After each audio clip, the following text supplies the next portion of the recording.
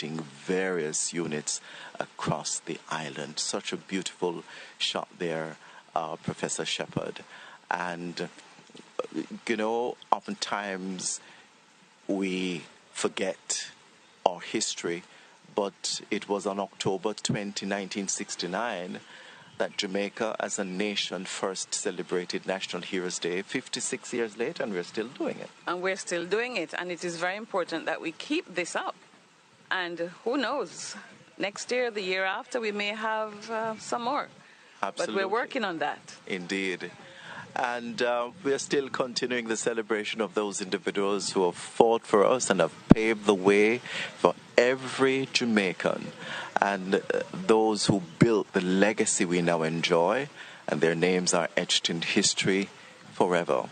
They are our national heroes and our everyday heroes, and that is the essence of National Heroes Day. Now, just a point to note is that Salute to the Heroes, back in 2014, Cabinet granted approval for the annual salute to the National Heroes Floral Tribute, which hitherto was done at 4 p.m. on National Heroes Day, to be merged with the ceremony of investiture of national honors and awards. And the salute has been successfully staged for the last 10 years, starting in 2015, even during the pandemic in 2020 and 2021. Just to a point to note, though, that the Order of National Hero, how significant is that? Who is a national hero? Professor Shepherd, this is a national honor the honor of the Order of National Hero may be conferred upon any person who was born in Jamaica or at the time of his or her death, was a citizen of Jamaica and rendered to Jamaica service of a most distinguished nature. And some of them, of course, we know, were anti-slavery activists, anti-colonial activists. And so I think part of the rationale is that these heroes and any heroine that we may have in the future, and then, of course, Queen Nana, must have been people who had a strong feeling of resistance to systems of oppression, yes, and helped to bring about freedom. So you will notice that some of the early ones, like, of course, Queen Nana and Sam Sharp, they were the ones who really were on the road to emancipation, People only talk about Queen Nana or Nani as most people know her, in terms of her participation in the First Maroon War. But remember that every step, every war, every act of resistance was towards an aim. And the aim was total freedom. Absolutely. So we have to look at them in that context as well. Yes. And a member of the order is entitled to be styled Right Excellent, which may be abbreviated RT.Excellent. And the motto of the order is, "He built a city which hath foundations." And Justin... Well, he built a city. Yes. we have to infuse gender sensitivity in some of our language. Absolutely. I'm so sorry. You know that I'm going to say that. Yes, right? Indeed. And so I am seeing the outrider at this time, and of course we are anticipating the arrival of the Honorable Olivia Grange, OJ, CDMP, Minister of Culture, Gender, Entertainment and Sport, who is entering the National Heroes Park through the southern gate at this time. And of course she is the host minister, and her responsibility is to receive all the officials this morning at the designated monument and shrine to each of the 7 national heroes. And as Professor Shepherd would say, 6 heroes and 1 heroine. Indeed. But remember also that some of our national heroes, yes, certainly Right Excellent Sam Sharp, and others were once called criminals by the colonizers. But we thank Minister Grange and all those who work with her to expunge that criminal record from the books. And that has been a significant development in Jamaica. Yeah. And I think we must thank Minister Grange for the initiative. Right. And so we're going to be seeing the arrivals of many officials at different intervals or times this morning. And of course, we will be more than happy, and we're very happy to bring that to you so that you have a great understanding and appreciation for what is unfolding here this morning at National Heroes Park. And the first floor tribute to be laid will be done at the designated monument to the Right Excellent Nanny of the Maroons. And a lot of people, may not know much history, but you talk to the typical Jamaican, I shouldn't say typical Jamaican, but you might talk to the average person, and they might just tell you the date of birth, presumably, and the date of death. Yeah, she's on the $500 note. And that's $500 note. Which is quite important, It by the is way. important, yes. A very strong leader of the Maroons Yes. at the beginning of the 18th century. And it was on March 31, 1982, that the Right Excellent Nanny of the Maroons was conferred with the Order of National Hero as per Government Notice 23, Jamaica Yes. Gazette, along with Sam Sharp. But some people just think about her as the woman, Maroon woman, skilled in guerrilla warfare, and who actually she had a family. So I wanted to at least stress to people that she wasn't by herself in the struggle. She had brothers up at Akompong, Kojo, Johnny, and Kwao, right? And she had a husband, Adwa.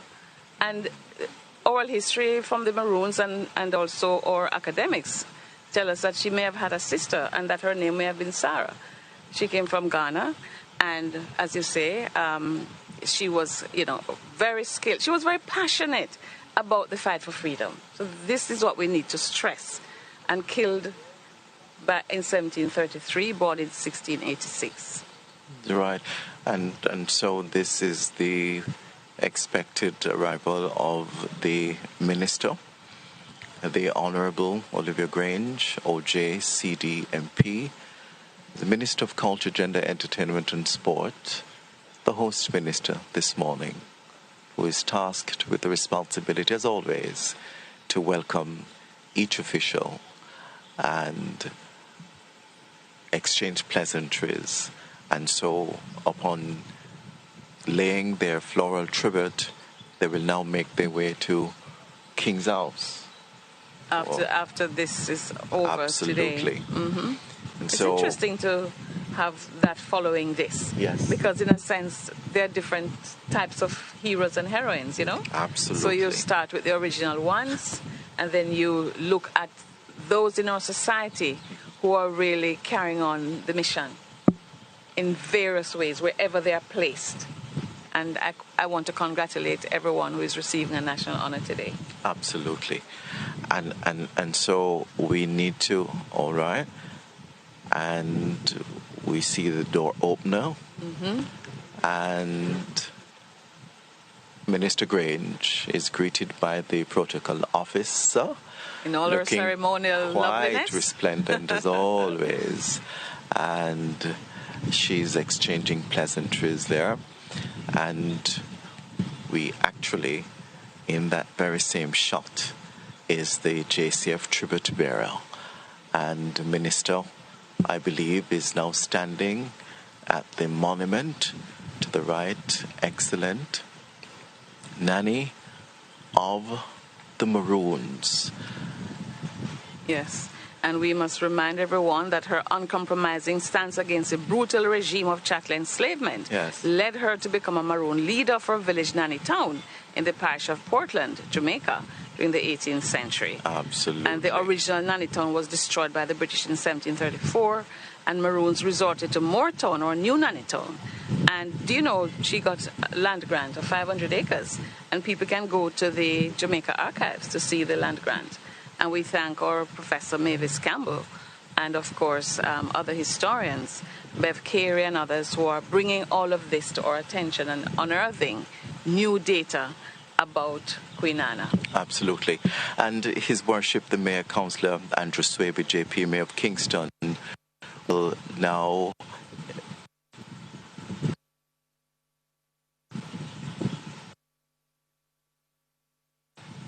arrival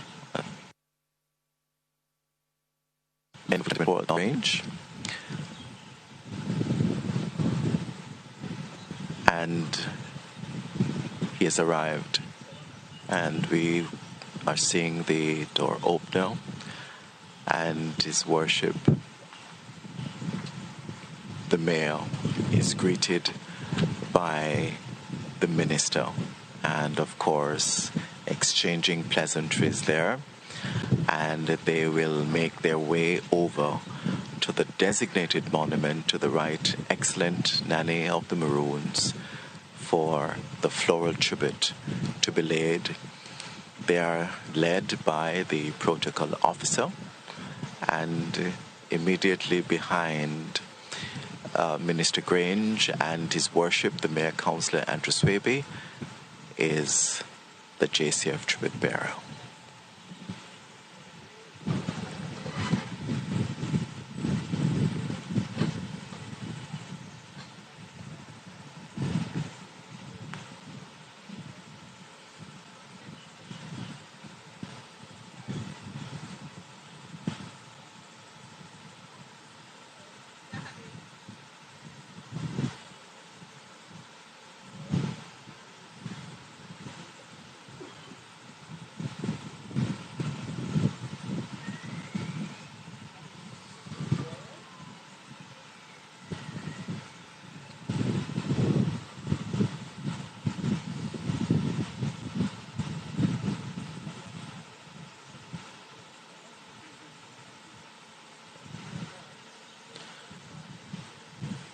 And they're now exiting the monument. And there's an aerial shot, though, Professor Shepherd, of the Abeng, the famous Abeng. Absolutely.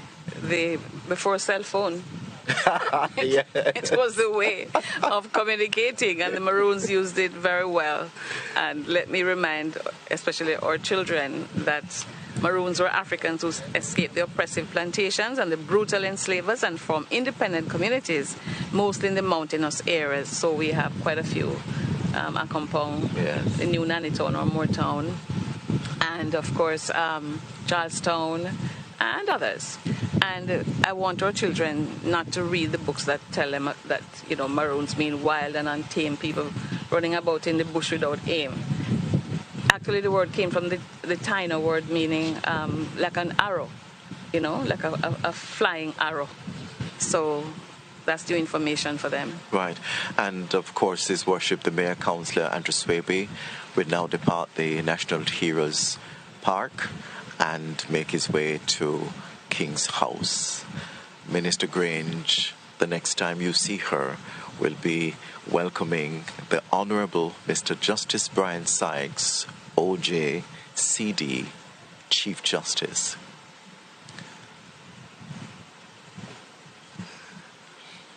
And the Chief Justice, the Honourable Mr. Justice Brian Sykes, will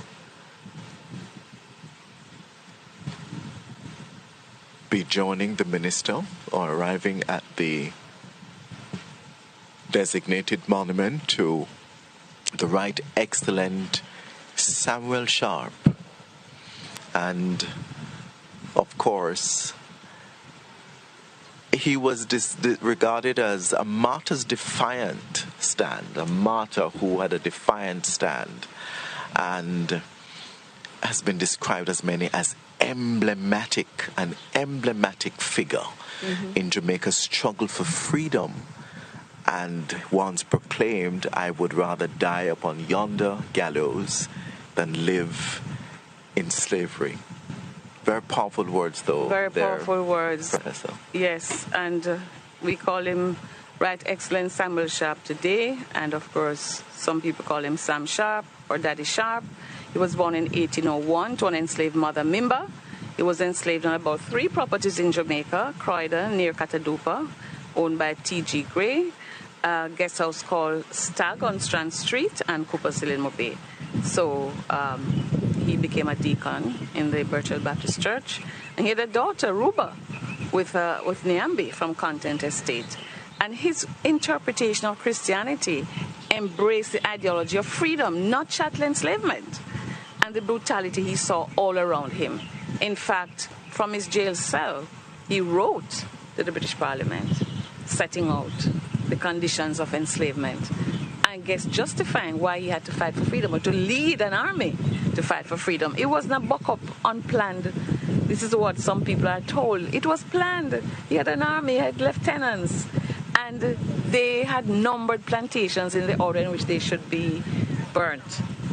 Kensington at high elevation, Leogan, and all of those. So it was planned. It was not a buck-up, as we say in Jamaica. And what is interesting, Professor Shepherd, is that Sharp's bravery has become the guiding light for this and future generations, and Yes. a call for generations to fight against injustice. Absolutely, with unwavering courage. his philosophy was that there was an incompatibility between chattel enslavement and freedom.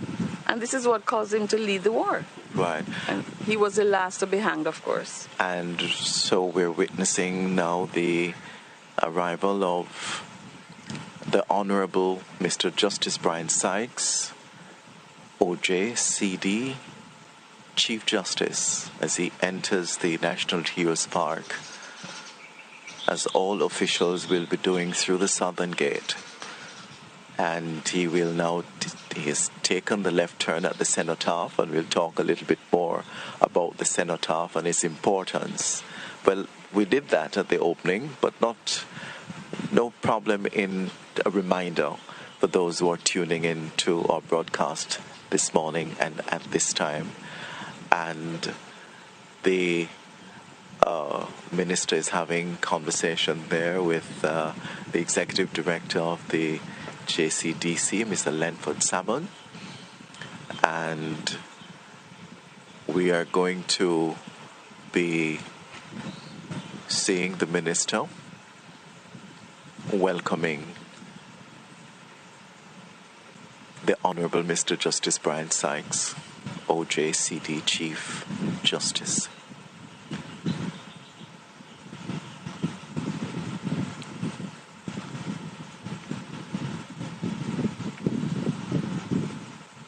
And until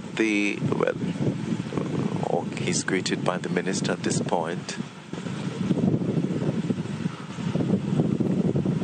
and they will now make their way to the designated monument. To the Right Excellent Samuel Sharp.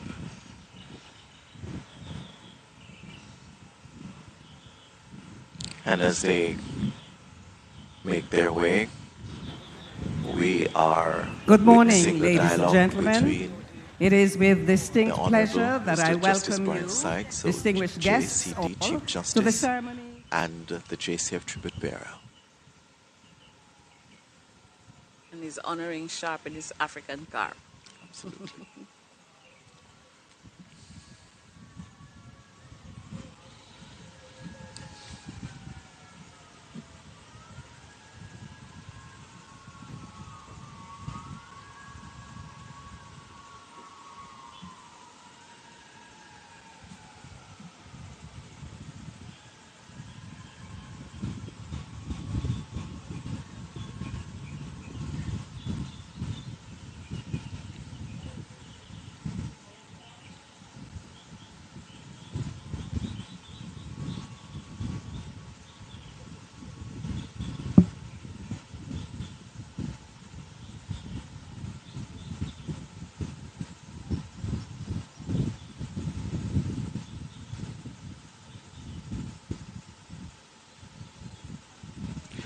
Indeed.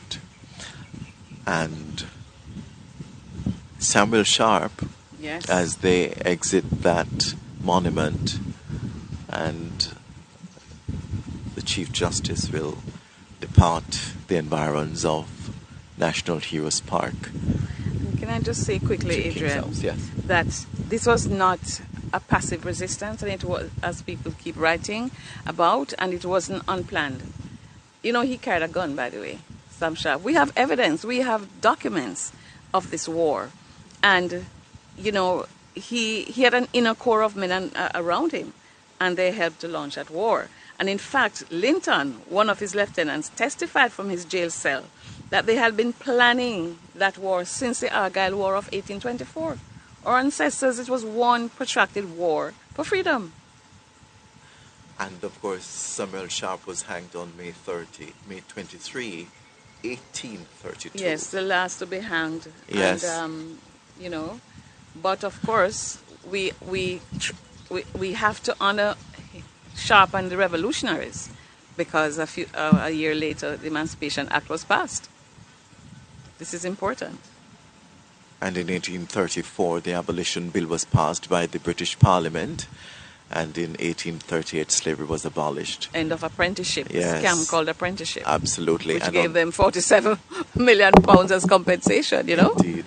So we have to remember that he didn't die alone, eh?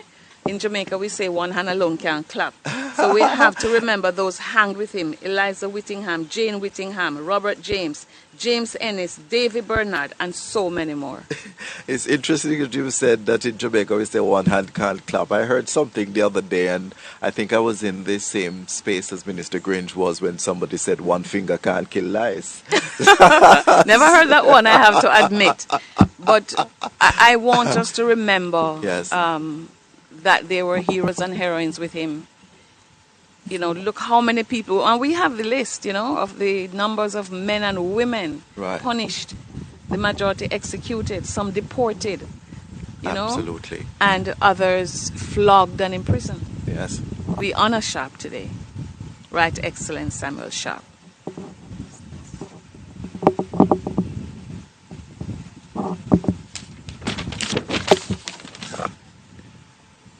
And of course,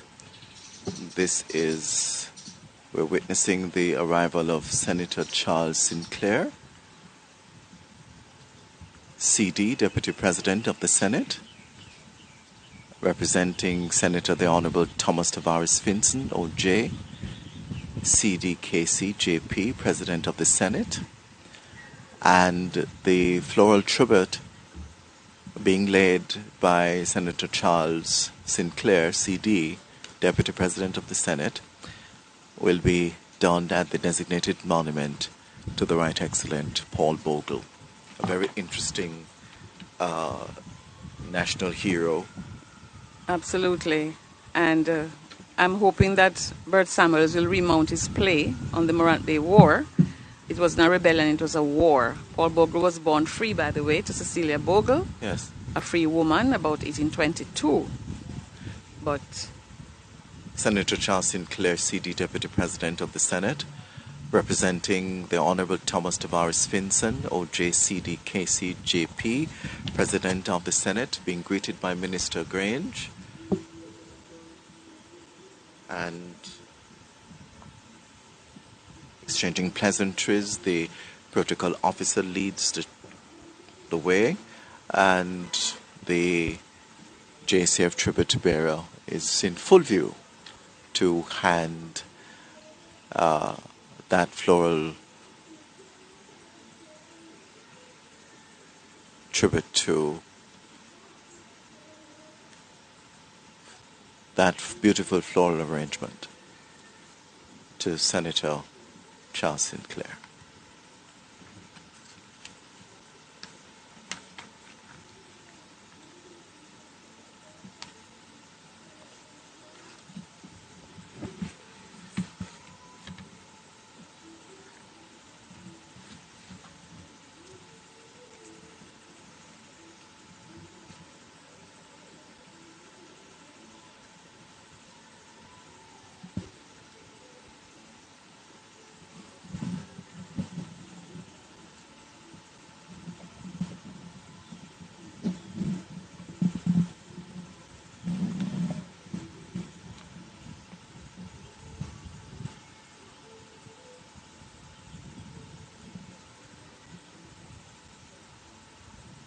And I believe that Senator Charles Sinclair is also being accompanied by Mrs. Sinclair.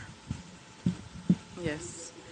And as they move away, we have to just quickly say that Paul Bogle was a deacon of the Native Baptist Church in Stony Gut. And remember that while chattel enslavement had ended officially in 1838, the formerly enslaved were subjected to a judicial system controlled by the colonial government primarily for the benefit of the former enslavers. So they had to endure atrocities that they thought would have ended with emancipation. Yes. So Paul Bogle and others had to come to fight for true freedom. Defender of the oppressed. He also had a fearless, he was a fearless advocate for justice, as you have Yes. rightfully said, Yes. and raised his voice against atrocities committed by And authorities. he even marched, he even went to Spanish Town to talk with the governor to discuss grievances. Right. An outrageous assault was committed upon us. We Yes. can no longer endure the same. Exactly. So- Those words of Paul Bogle are full of That's right. symbolism. And as I did with Sharp, I'm reminding the nation Yes. that one hand alone can't clap, right? Yes. And so even as we laud Right Excellent Paul Bogle, we think of Rosa McBean, Mary Ward, Amelia Stewart, Letitia Gohagan, Mary Ann Francis, Ellen Dawkins, Judy Edwards, and Justina Taylor, all women who were hanged along with Sharp. Not on the same day, perhaps, but the hangings went on and on and on. Very interesting bit of information there. We are seeing the aerial shot of a section of the National Heroes Park, and our officials are just awaiting to enter the shrine to lay their floral tribute at the designated monuments, and they all will be greeted this morning by host minister, the Minister of Culture, Gender, Entertainment and Sport, the Honorable Olivia Grange, OJCD MP. And in a short while we will be witnessing the arrival of the Most Honorable Juliet Holness, MP, Speaker of the House of Representatives, and of course the Most Honorable Juliet Holness will be laying her floral tribute at the designated monument to the Right Excellent George William Gordon. Before we leave Sharp, just to say, when October 24 comes, remember he was hanged on October 24, 1865, a day after George William Gordon, along with his brother Moses Bogle. All right. And so we're going to be welcoming at this time and soon the leader of the opposition, Mr. Mark Golding, and of course he will be extended a warm welcome by the minister herself. And Mr. Mark Golding, MP, leader of the opposition, will lay his floral tribute at the shrine of the Right Excellent Norman Washington Manley. And perhaps this is a conversation that we need to have this morning, Professor Shepherd, about a shrine versus a monument. Yes, because I think the monument, these are erected In honor. Right. of national heroes. But I think the shrine has bodies, right? Yes, where Yes. the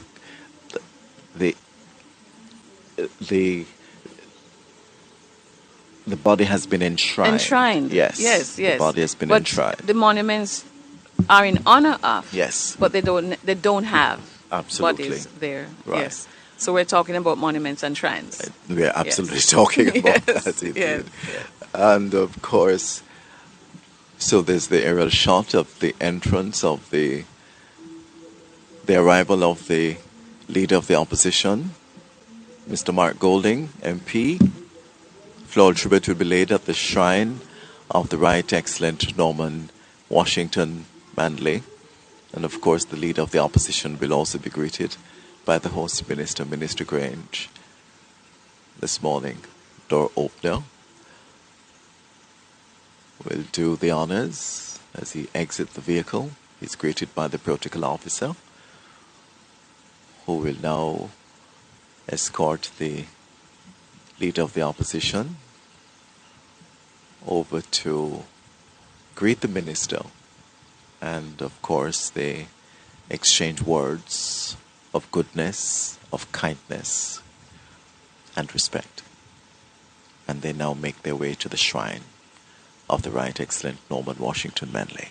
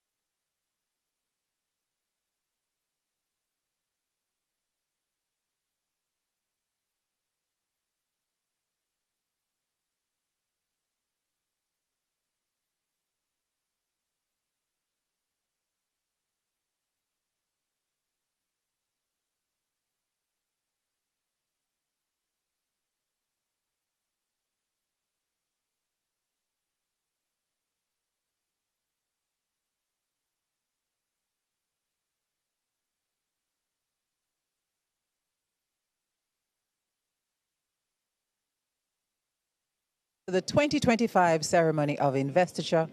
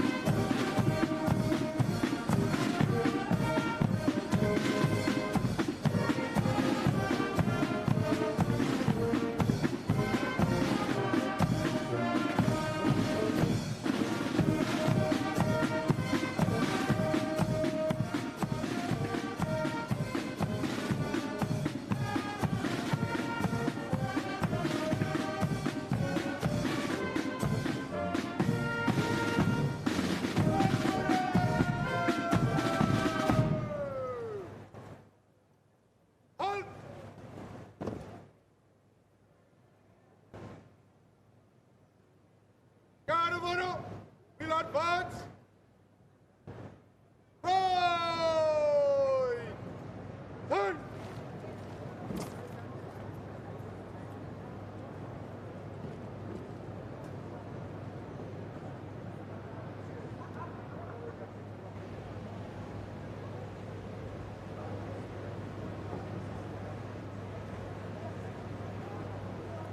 Order. Up.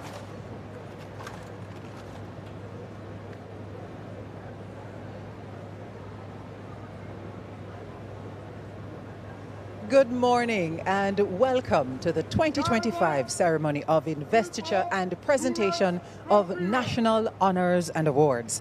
My name is Stacey Ann Smith and it is my absolute pleasure to be with you once again for this live broadcast brought to you by the Jamaica Information Service from King's House, where hundreds of Jamaicans and friends of Jamaica have gathered to celebrate excellence, service, and patriotism. Thank you so much for joining us, whether you have tuned in via local TV or you're joining us on any number of platforms where we are live this morning. But special call out to those joining on the JIS website, jis.gov.jm,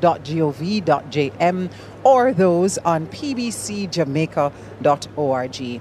The 2025 ceremony of investiture and presentation of national honors and awards gets underway in a few minutes. We are getting ready to start, and for the next few hours, we will bring you all the sights and sounds of this very important institution. And I said institution because that's exactly what it is. This is not just a national event. This is how we recognize those Jamaicans who continue to give selfless service to our nation in a range of areas. As you can see behind me, the Guard of Honor furnished by the 1st Battalion, the Jamaica Regiment, is on brilliant display. The JDF plays a key ceremonial role in all state and national events, and we'll see them executing those functions with precision today. As you may know, it's National Heroes Day in Jamaica. Happy National Heroes Day to you all. It's a day when the nation stops to reflect on those sacrifices made for our freedom and to recognize the national contributions of everyday heroes. Today we honor 228 Jamaicans whose contributions have shaped our society, uplifted communities, and inspired generations, from public service and business to the arts, education, the sciences, and of course sport. These honorees represent the best of our island nation. The highest honor being awarded this year is the Order of Jamaica, and that's the nation's 5th highest honor. This year we have 3 recipients of the Order of Jamaica. Keith Duncan, Chief Executive Officer of the JMMB Group; Desmond Mackenzie, the Minister of Local Government and Community Development; and Marlene Street Forest, the Managing Director of the Jamaica Stock Exchange. There are 36 recipients of the Order of Distinction in the rank of Commander. We have 44 recipients in the rank of Officer, and that's for Order of Distinction. We have 1 civilian recipient for the Badge of Honor for Gallantry, a young man that is just so inspirational, and you'll hear more about his story as the event unfolds. We also have a number of members of the uniformed groups who will receive the Medal of Honor for meritorious service. And we also have a couple of posthumous awards that will be awarded for members of the Jamaica Constabulary Force. As we do every year, the production team of the Jamaica Information Service will ensure that you have a front row seat to this very important ceremony. Many of our nation's leaders are already here, having made their way up from National Heroes Circle for the annual wreath-laying ceremony saluting our heroes. And we're anticipating the arrival of the Prime Minister, Dr. the Most Honourable Andrew Holness, and the Most Honourable Juliet Holness, and of course the Governor General, His Excellency the Most Honourable Sir Patrick Allen and Lady Allen. While we await their arrival, arrival and the official start of these proceedings, let's take a look at what this system of national honors and awards is all about.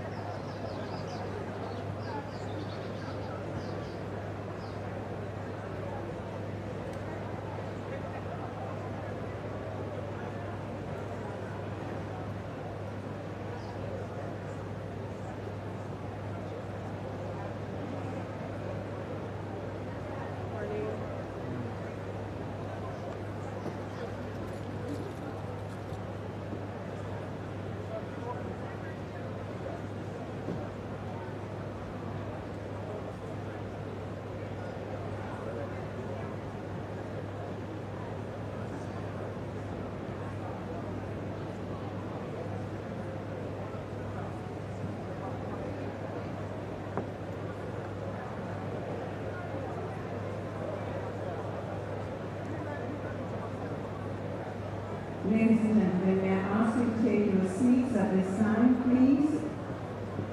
Everyone who's been escorted to a seat, take your seats and remain in those seats at this time. Thank you.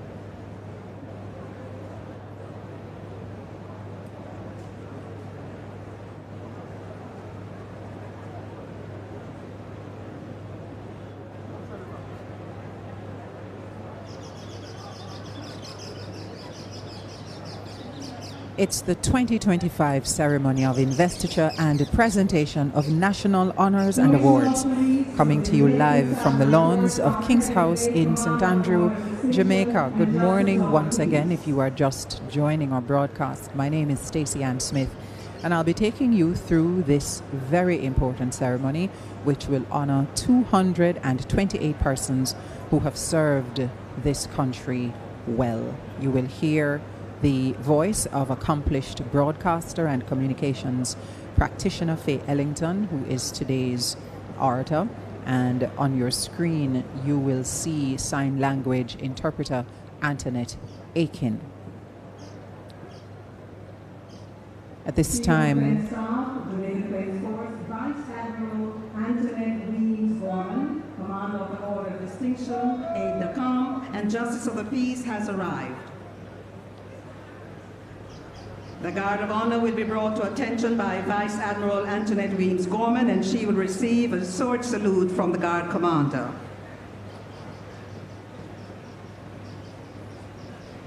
We just saw there the arrival of the Chief of Defense Staff, Vice Admiral Antoinette Weems Gorman.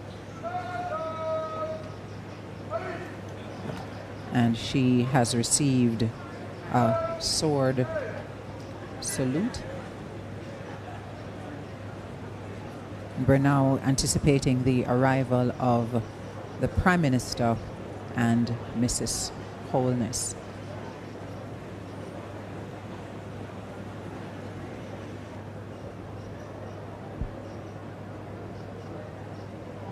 You're looking at some really beautiful shots from above, from our drone, showing you the immaculately kept lawns of King's House. There is tremendous historical value and tradition to this location. We are in the ceremonial lawn. We see there the Chief Justice Brian Sykes.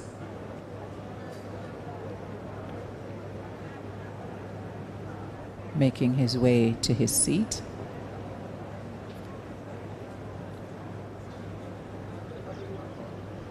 We are anticipating the arrival of the Prime Minister and the Governor General for this morning's proceedings.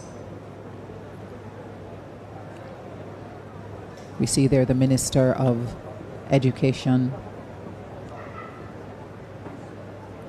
Senator Dana Morris Dixon, being escorted to her seat by a member of the protocol team.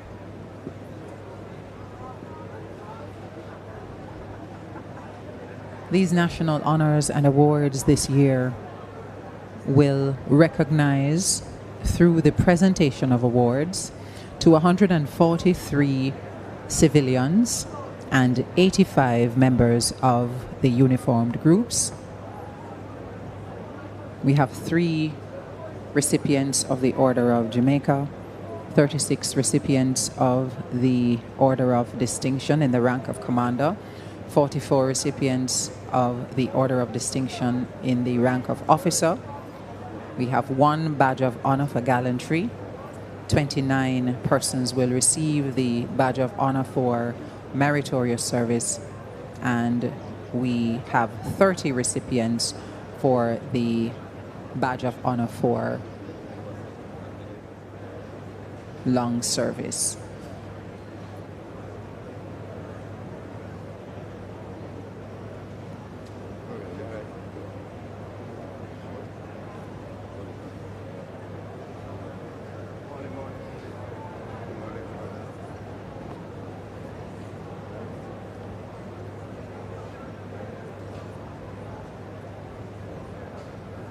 Our uniformed groups are out in their ceremonial attire today, playing a critical role in ensuring that the ceremony moves seamlessly.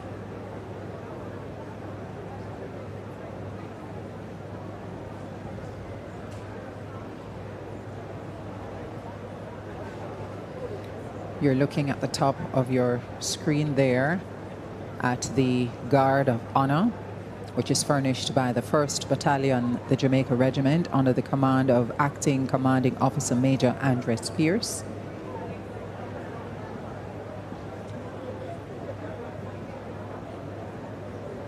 Today, the Guard of Honor is accompanied by the Jamaica Defence Force massed bands and the Jamaica Regiment Corps of Drums.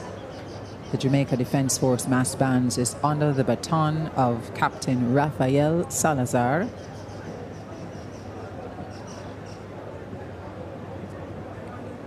And we're seeing the Minister of Local Government and Community Development, the Honourable Desmond Mackenzie, arriving at the head of that party just now. And he is one of 3 recipients this year of the Order of Jamaica.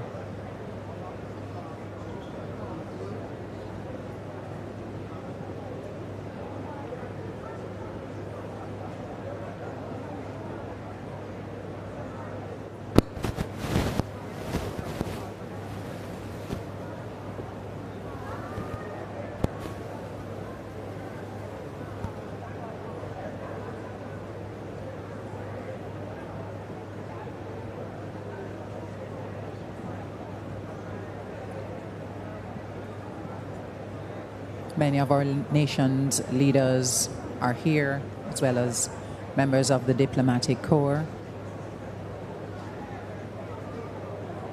I believe earlier on screen we saw Dr. Denise Eldemaya Shearer on screen. Members of Parliament are here. Robert Morgan greeting the Honorable Desmond McKenzie.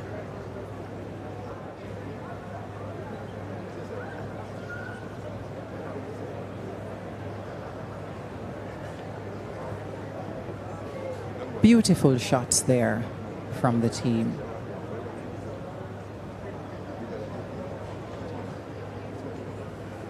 At the bottom of your screen there, just coming out of shot, is the Jamaica Defence Force massed bands.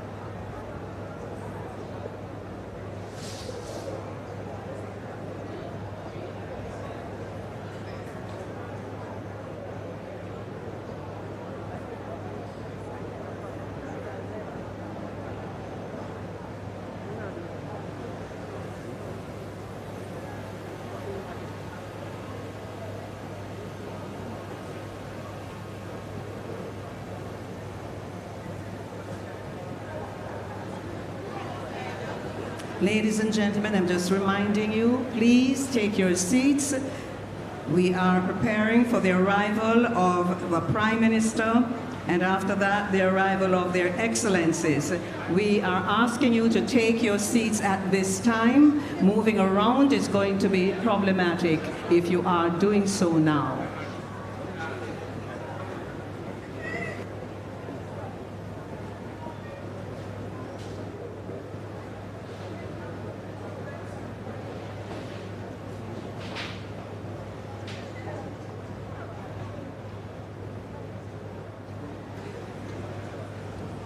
And now, ladies and gentlemen, representing the Leader of the Opposition, Ms. Nikisha Burchell, Member of Parliament.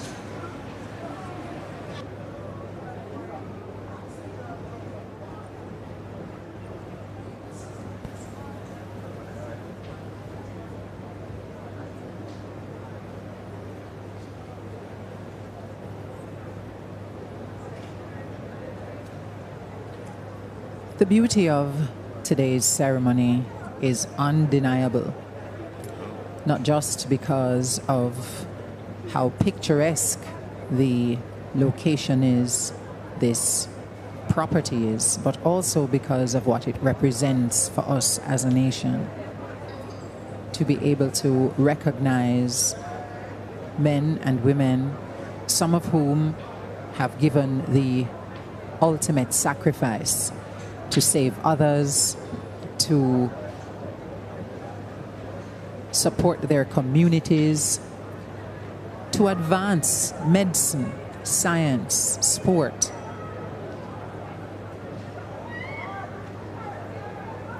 We're seeing Member of Parliament Nikisha Burchell representing the Leader of the Opposition, Mark Golding, arriving here and being greeted by other members of Parliament and cabinet members.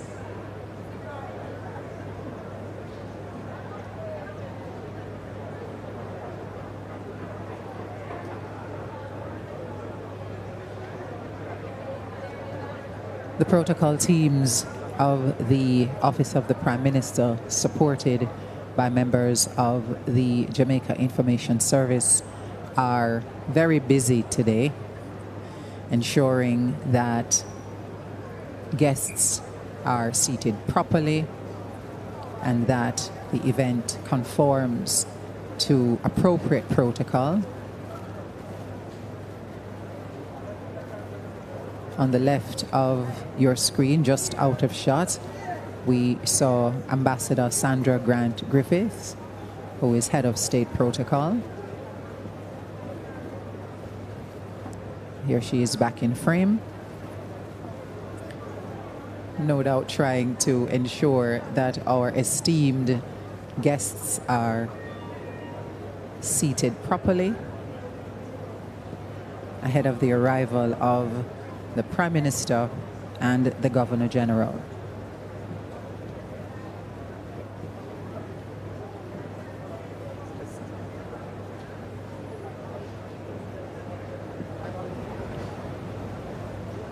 And here we see the arrival of the Speaker of the House and Member of Parliament, the Most Honourable Juliet Holness arriving.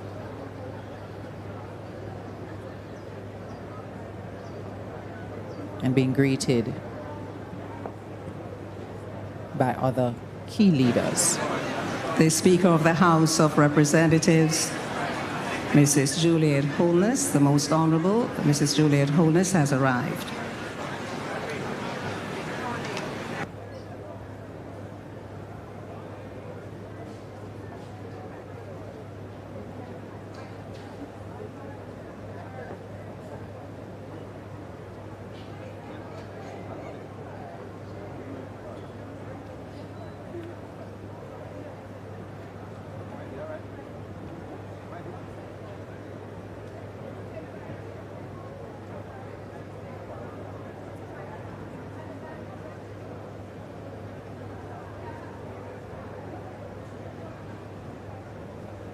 Ladies and gentlemen, it's a final announcement to have you take your seats and remain there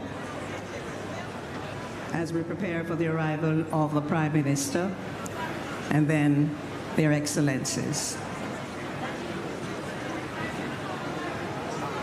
In terms of the order of this morning's ceremony, once the Prime Minister arrives, shortly thereafter, the Governor General and Lady Allen arrive.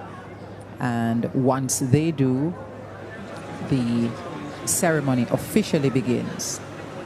The Governor General will receive a royal salute. He will be invited to inspect the Guard of Honor, followed by another royal salute, during which you will hear the playing of the national anthem of Jamaica. And immediately after, the ceremony will begin. Ladies and gentlemen, the Prime Minister, Dr. the Most Honourable Andrew Holness, arrives on the ceremonial grounds.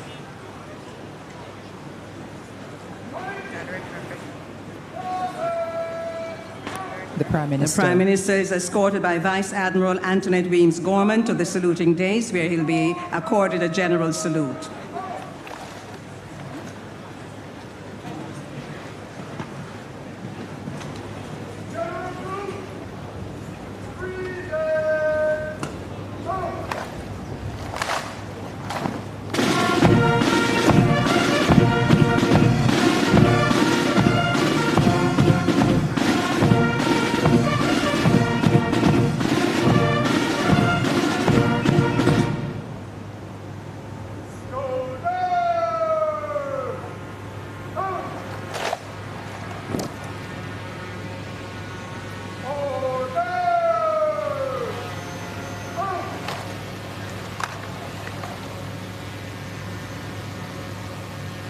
The Prime Minister is now being escorted to his seat.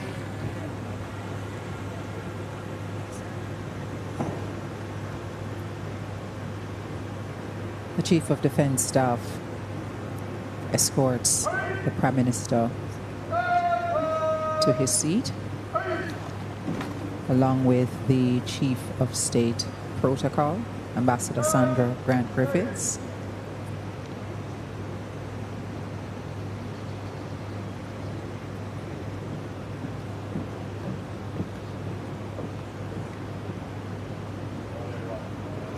Please be seated.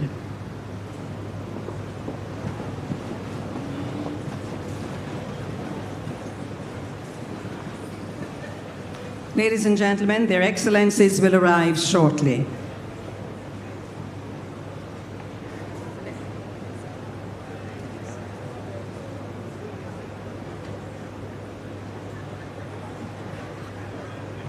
Our ceremony is scheduled to begin in just a few moments.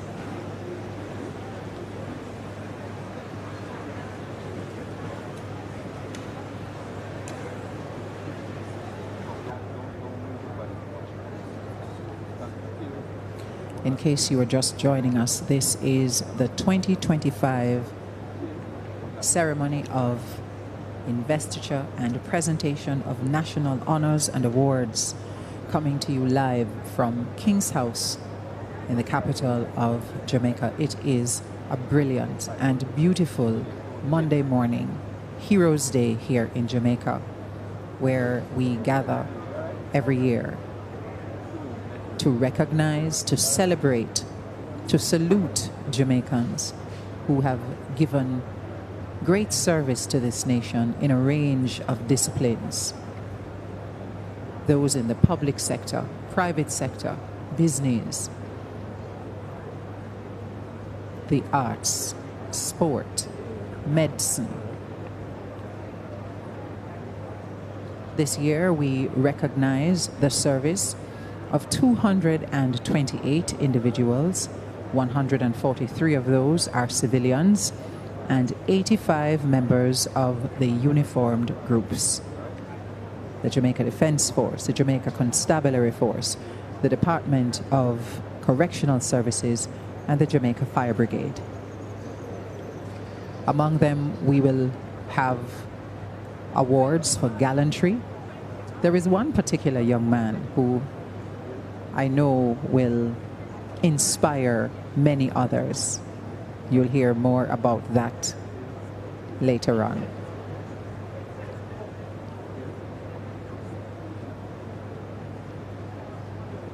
You're looking at the Guard of Honor furnished by the 1st Battalion, the Jamaica Regiment, under the command of Acting Commanding Officer Major Andres Pierce. The commander this morning, the Guard Commander, is Major Daniel Khan.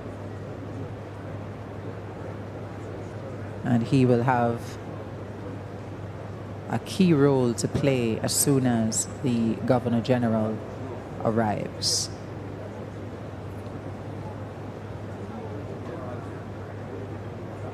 And here we have him.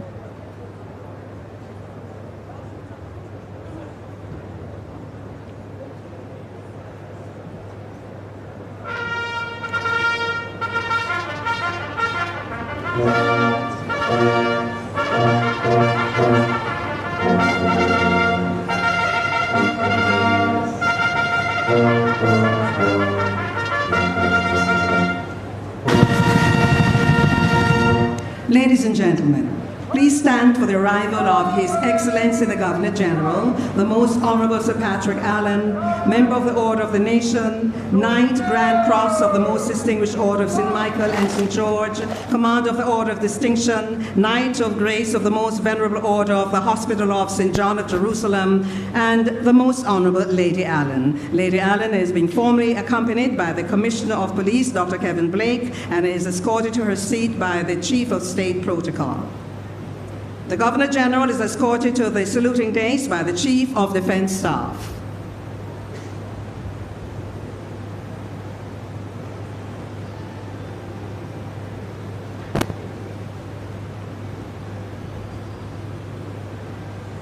They are attended by Major Andres O. Pierce, Acting Commanding Officer 1st Battalion, the Jamaica Regiment, and Lieutenant Commander M.D. Grant, aide-de-camp to the Governor General.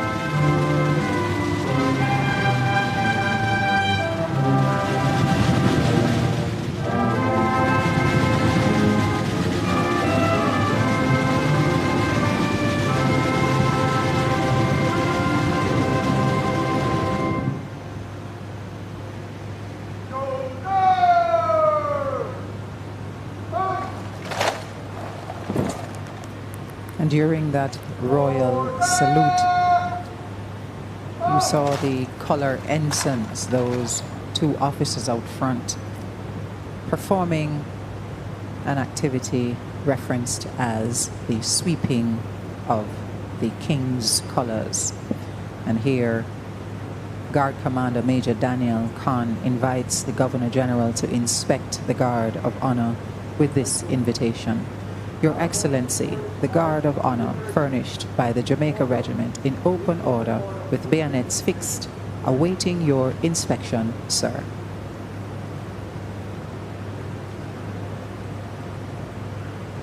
Please be seated.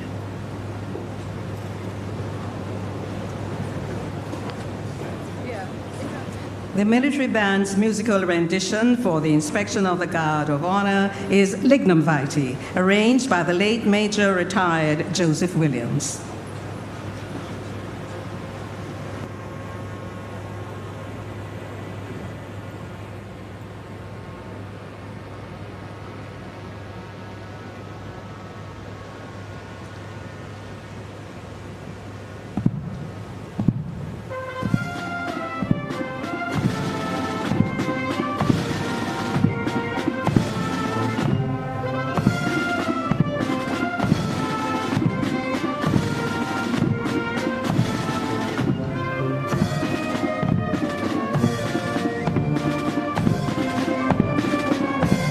Listening there to Lignum Vitae, played by the Jamaica Defence Force massed band under the baton of Captain Rafael Salazar, along with the Regiment Corps of Drums, led by Warrant Officer Class 2 Ramoy Dawkins.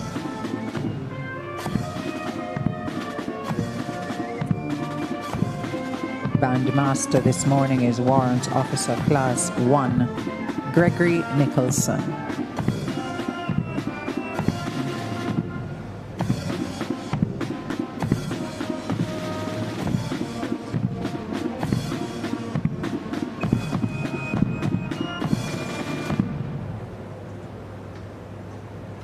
Inspection completed.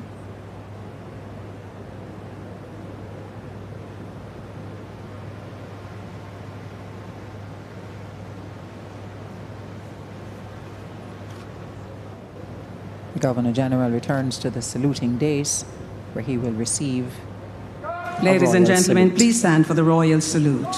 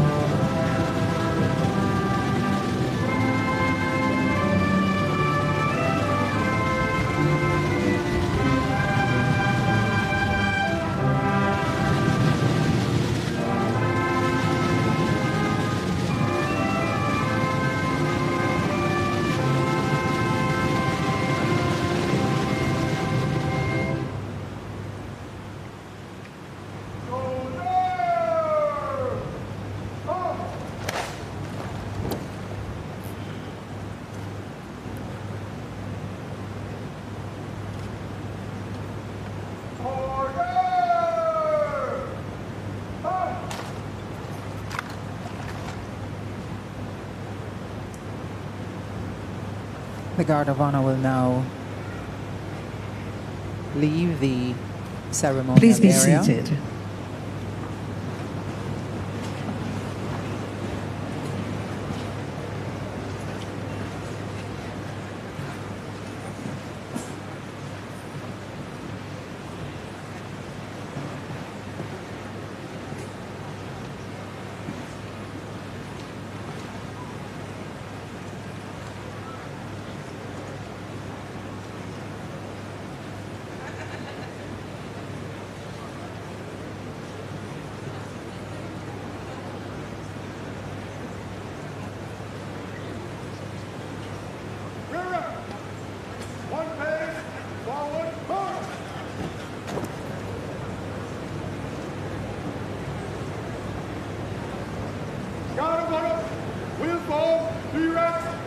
to rest. Whoa! Direct! Inward! Dust! It's always fascinating to see the JDF in all their glory.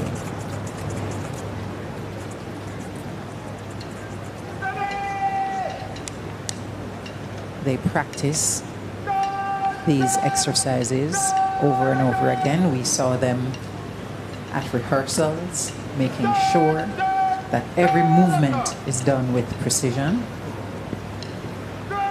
precisely timed movements. Just a wonderful demonstration of excellence and dedication.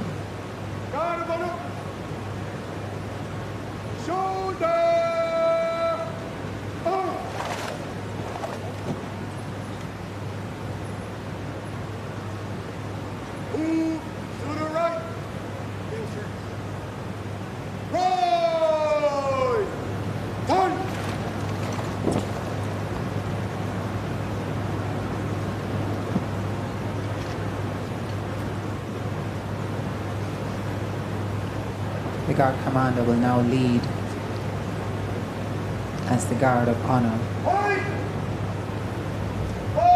leaves the ceremonial area. And as they march off, we have the team marching on with the awards that will be presented this morning. Every detail is planned and will be executed accordingly.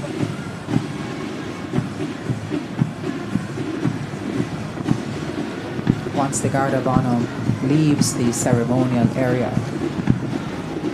you will see markers taking their place, and these are members of the JDF who will be in place to help the recipients to maintain a particular rhythm as they move towards the presentation area.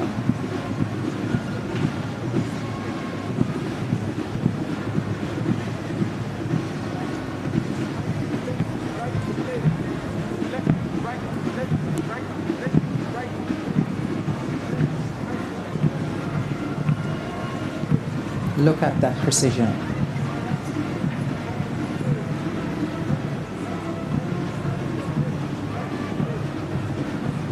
And now we see the markers moving in place.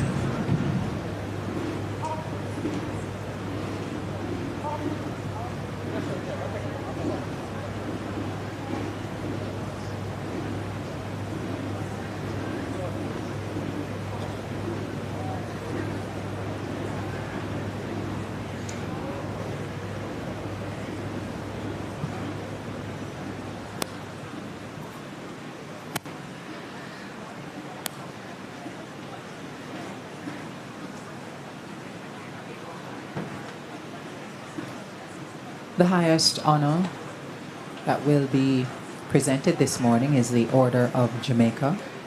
3 Jamaicans will receive that honor. The insignia of the Order of Jamaica is made of solid gold and consists of a white enamel collar badge, the ends of which represent the ackee fruit and leaves suspended from a deep green silk ribbon.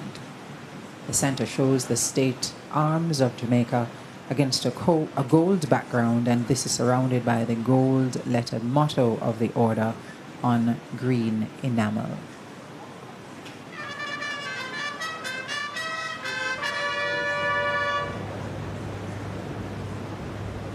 His Excellency, the Governor General, acting in accordance with the provisions of the National Heroes and Awards Act, has been pleased on the advice of the Prime Minister to give orders for the conferment of the Order of Jamaica upon the following persons with effect from the 6th day of August, 2025.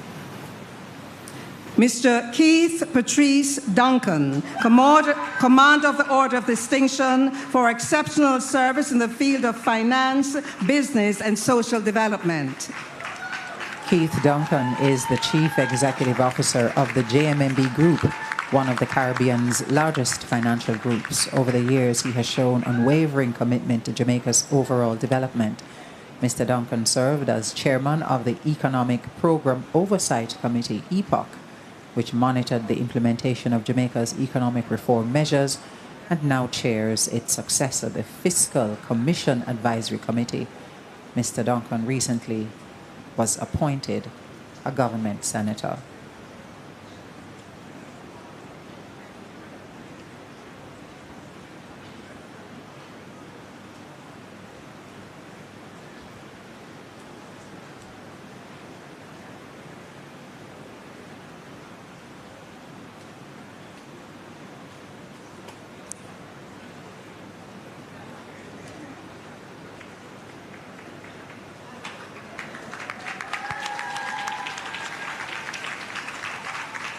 The Honorable Desmond Anthony Augustus Mackenzie, Commander of the Order of Distinction, Member of Parliament and Justice of the Peace, for exceptional contribution to the public service in the areas of local government and community development and representational politics.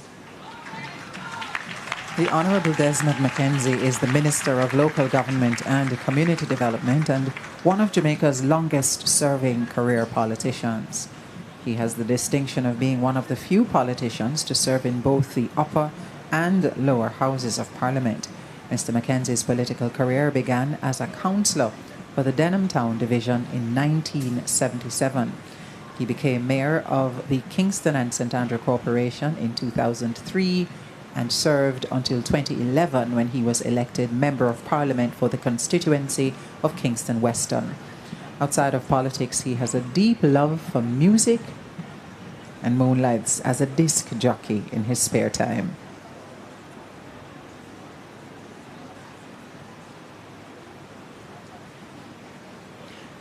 Mrs. Marlene Jennifer Street Forrest, Commander of the Order of Distinction and Justice of the Peace, for exceptional service in the field of capital market development. Mrs. Marlene Street Forrest is Managing Director of the Jamaica Stock Exchange and Director of both its subsidiaries. During her tenure, she's steered the institution through transformative growth and redefined how Jamaicans perceive wealth creation and investment. Mrs. Street Forrest has guided the JSE to its current heights of success and international acclaim. Under her stewardship, the US-denominated market and the junior market of the JSE were launched. In 2016, Dr. Street Forrest was conferred with the Order of Distinction in the rank of Commander.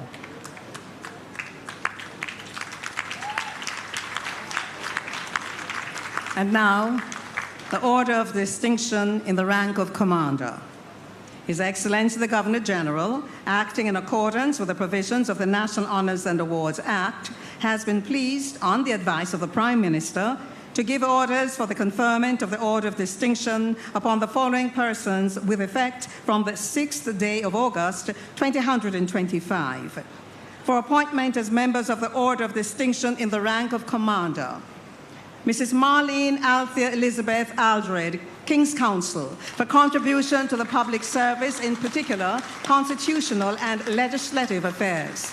Mrs. Aldred is the Solicitor General of Jamaica and has oversight of the Constitutional and Legislative Affairs Division. She has been employed to the Chambers since graduating from the Norman Manley Law School in 1995. Mrs. Aldred has distinguished herself in constitutional and legislative affairs, acting as instructing attorney at law in several constitutional claims. Dr. Alverston Bailey, for contribution to public health, medical education, and community advancement. Dr. Bailey is a family physician whose 45-year medical career embodies principles of distinguished service, transformative leadership, compassion, and continuous learning. He is recognized as a pioneer in the field of occupational health, As president of the Caribbean College of Family Physicians, he champions regional collaboration and integration into the World Organization of Family Doctors. Dr. Trisha Marie Bailey for contribution in entrepreneurship, philanthropy, and community service. Dr. Bailey is a visionary entrepreneur, corporate leader, philanthropist, and speaker who has built an empire spanning healthcare, real estate, and business consultancy. As the wealthiest Jamaican-born woman, she shattered barriers and has dedicated her life to uplifting others. She is the founder and CEO of Bailey's Medical Equipment and Supplies and oversees 16 successful companies with a workforce of over 500 employees. Dr. Sansia Marie Bennett Templar for contribution to the public service. Mrs. Bennett Templar is the Permanent Secretary in the Ministry of Industry, Investment and Commerce.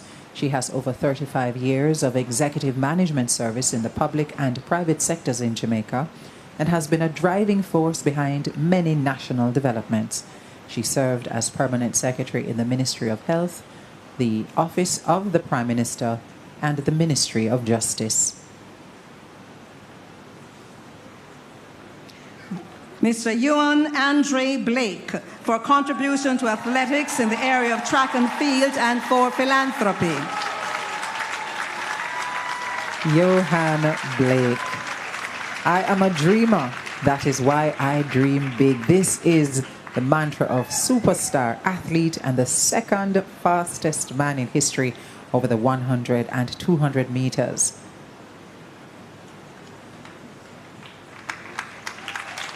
Mr. Glasspool Brown for service in the field of electoral management and democracy. Mr. Brown has spent close to 29 years working in administration within the public sector. He has been Director of Elections since 2018, successfully executing and delivering the September 2020 general election in the midst of the COVID-19 pandemic. Mr. Lloyd Andres Carney for contribution to academia and philanthropy. Mr. Carney has been Ambassador Special Investment Envoy for Technology in Jamaica since May 2023 and is also Chancellor of the University of Technology, Jamaica. He is the Chairman and Chief Executive Officer of Carney Global Ventures, LLC, a global investment company since March 2007. Dr. Vernon Eric Da Costa for contribution to medical development through expertise in fertility research and gynecological surgery, specializing in the treatment of endometriosis through minimal surgery. Dr. Da Costa is an obstetrics and gynecology specialist with over 32 years of experience in both clinical practice and academia. He has published 34 research papers and contributed to 2 book chapters, significantly advancing knowledge in fertility and gynecological issues. He's a founding member and president of the Caribbean Association of Gynecologic Endoscopic Surgeons, CAGES, and plays a pivotal role in establishing the in vitro fertilization unit at UWI-MONA. Ms. Merle Audrey Elizabeth Donaldson, Justice of the Peace, for contribution to public service. Ms. Donaldson is the Chief of Staff in the Office of the Prime Minister. She has over 30 years of experience in the public and private sectors. Ms. Donaldson has served in various capacities at the Sugar Industry Research Institute, the Ministry of Education, Bureau of Standards Jamaica, and Ernst & Young Caribbean in areas of inspection, research, and business development, among others. Professor Lincoln Paul Edwards for service in the field of academia. Professor Edwards is a distinguished scholar, researcher, academic leader, and healthcare professional whose contributions to education, science, and national development have significantly impacted Jamaica and the global community. As the 24th president of the Northern Caribbean University, Professor Edwards has spearheaded transformative initiatives that have strengthened higher education and research excellence in Jamaica. Mrs. Camille Marie Ann Facey for contribution to law and corporate governance. Mrs. Spacey is a distinguished attorney at law whose career spans more than 4 decades of exceptional service to Jamaica in the fields of law, corporate governance, public policy, and business leadership.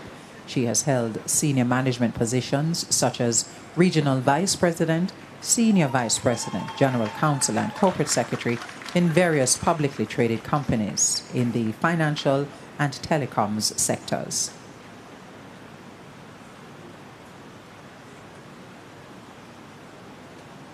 Mr. Peter Anthony Fraser for contribution to the tourism sector. After completing his secondary schooling at the age of 17, Peter Fraser decided that he wanted to become a chef. He started as a busboy but soon earned a scholarship to study tourism in Germany. His subsequent success and more than 50 years of service in the tourism industry is a testament to perseverance, ambition, and excellence. Mr. Linville McDougall Freeman, Justice of the Peace, for contribution to the accounting profession and for public service. Mr. Freeman is board chairman of the National Housing Trust. A chartered accountant by profession, he began his accounting career in 1978 at PricewaterhouseCoopers. Mr. Freeman currently serves on several boards across the public and private sectors. He is head of the enterprise team of the Greater Bernard Lodge Development and Harmony Cove Hotel Project, flagship projects of the government. And now, a posthumous award for Miss Barbara Jennifer Gale for service to the field of journalism. The insignia will be collected by her son, Mr. Neil Josephs. Barbara Gale was a widely acknowledged trailblazer in Jamaican journalism whose career spanned close to 50 years. She established herself as the country's foremost court reporter, earning widespread respect for her integrity, professionalism, and unwavering dedication to her work. She played a vital role in helping Jamaicans better understand the workings of the legal system through her published case reports and her long-running column, Legal Wranglings.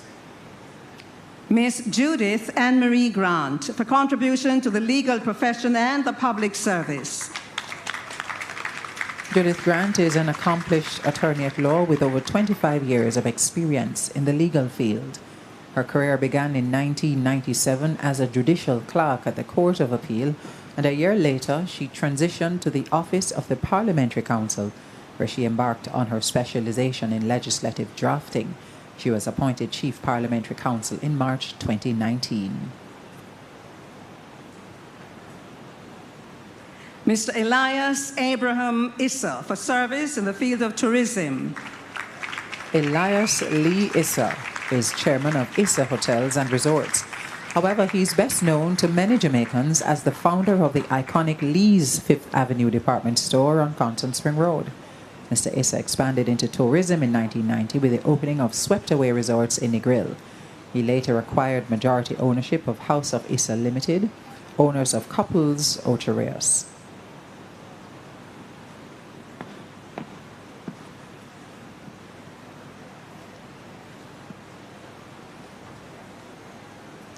Mr. Lloyd Woodrow King Jammies James, Officer of the Order of Distinction for sterling contribution to Jamaica's music industry and innovation in reggae dancehall. King Jammy is indeed a legendary figure in Jamaican music. Pioneering producer, engineer, and sound system operator whose work helped to shape the sound of reggae and dancehall music globally.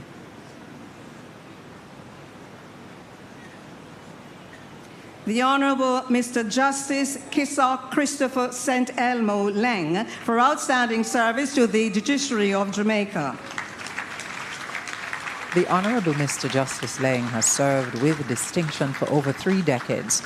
Beginning as a clerk of the court in 1991, he went on to hold key legal positions in the Office of the Director of Public Prosecutions, the Attorney General's Chambers, and Financial Sector Adjustment Company FinSAC. He was appointed resident magistrate in the year 2000. The Honourable Mrs. Justice Audrey Wilma Veronica Lindo for contribution to the development of the judiciary. The Honorable Mrs. Justice Lindo has dedicated over 51 years of distinguished service to the justice system. Her career began as a temporary assistant clerk and progressed steadily through the roles of deputy clerk of courts and clerk of court, culminating in her current position as puisne judge. Mr. William Joseph Mafood for contribution to business development in the manufacturing and distribution sectors in Jamaica. William Mafood is a distinguished Jamaican businessman and philanthropist, best known for his leadership as chairman of the Wisinco Group, one of the country's leading manufacturers and distributors. A visionary in the private sector, Mr. Mafood has played a key role in driving innovation, local investment, and sustainable growth in Jamaica's economy. Award for Dr. Harriet Pershad Mirage for contribution to the tourism industry, human development, and commerce. The insignia will be collected by his widow, Mrs. Charmaine Mirage. Dr. Harriet Mirage is known as a visionary leader, transformed Lannaman and Morris into the Caribbean's most diversified shipping company. He forged strategic international partnerships and played a pivotal role in the revitalization of Kingston Wharves and the growth of sea freight shipping.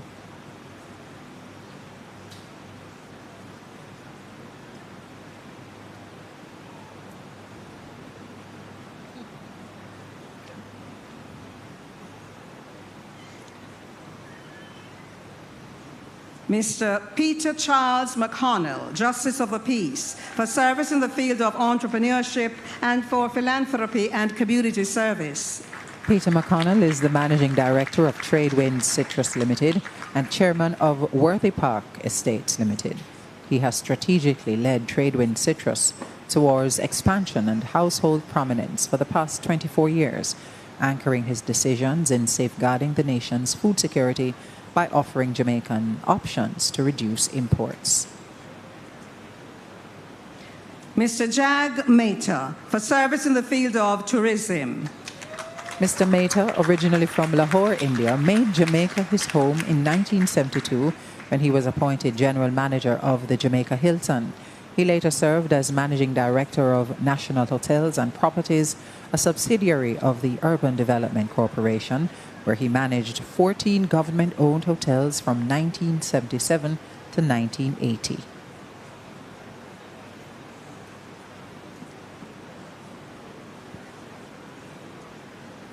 Mr. Dennis Owen Morgan, Officer of the Order of Distinction, for contribution to the tourism industry, human development, and commerce. Dennis Morgan is a hotelier, businessman, developer, and philanthropist.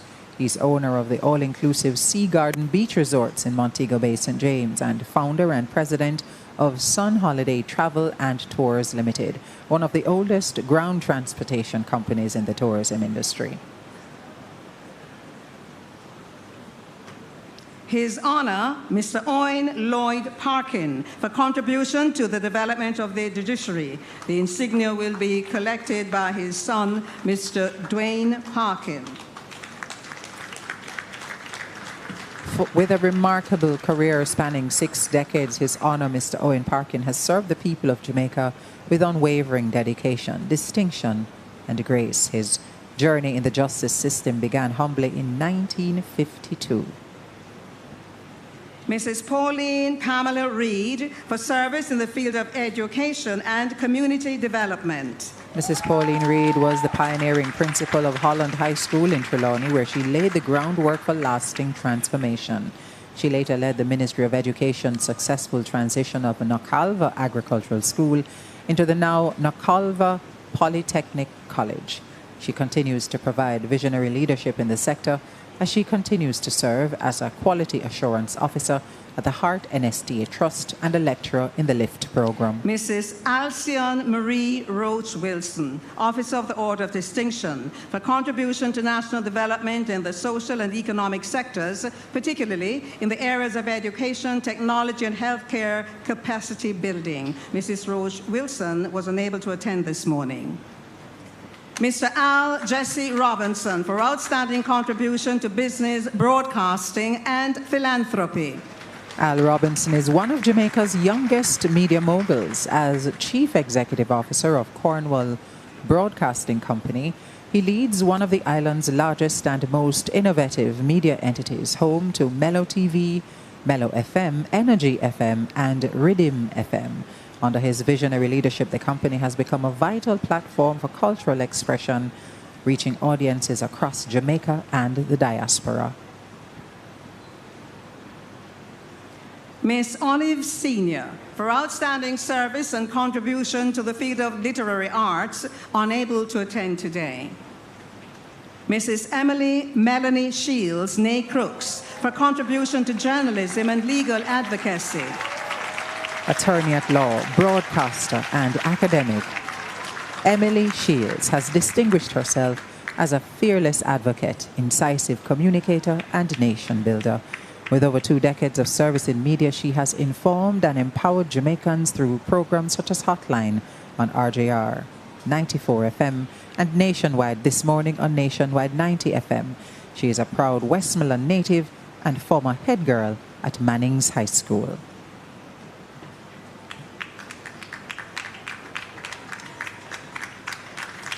Mr. Dermon Luke Spence, Justice of the Peace, for contribution to the development of the agriculture sector and agricultural education. Dermon Spence currently serves as Permanent Secretary in the Ministry of Agriculture and Fisheries.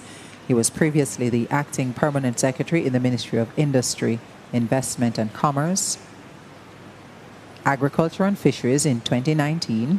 Over the years, he has provided strategic direction and led key reform initiatives in the agriculture sector.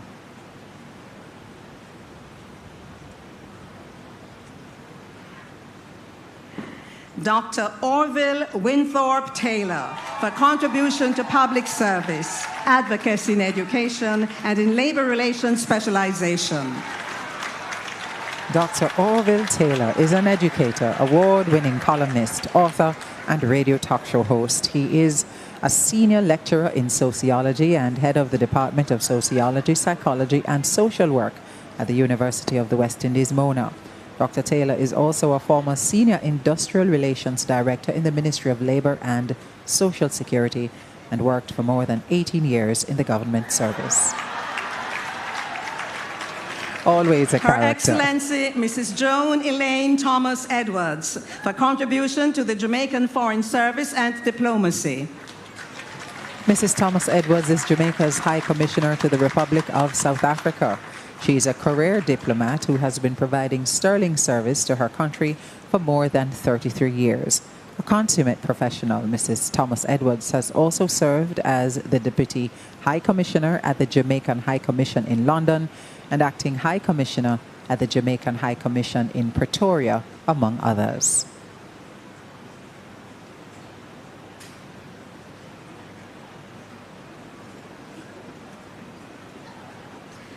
Dr. the Honorable Christopher Charles Tufton, Member of Parliament for Public Service, in particular the health and wellness sector. Dr. Tufton is Jamaica's Minister of Health and Wellness and Member of Parliament for West Central St. Catherine. He previously served as Minister of Agriculture and Fisheries between 2008 and 2011 and Minister of Industry, Investment and Commerce in 2011. Dr. Karen Ruth Webster Carr, for service in the field of public health and epidemiology.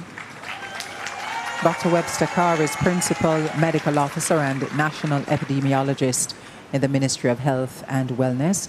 She has more than 20 years of experience in public health and has played a critical role in Jamaica's COVID-19 response, providing data-driven insights to guide national action and response. She currently chairs the Essential National Health Research Committee to advance the national COVID-19 research agenda. And now an honorary award. Mr. Glenn Michael Kramer, for service in the field of tourism and hospitality development and philanthropy. A long-standing investor in Jamaica, Mr. Kramer is currently chairman of Round Hill Resorts in Negril. He has been involved in tourism and hospitality development in Jamaica, employing scores of people, thus contributing to economic growth and development.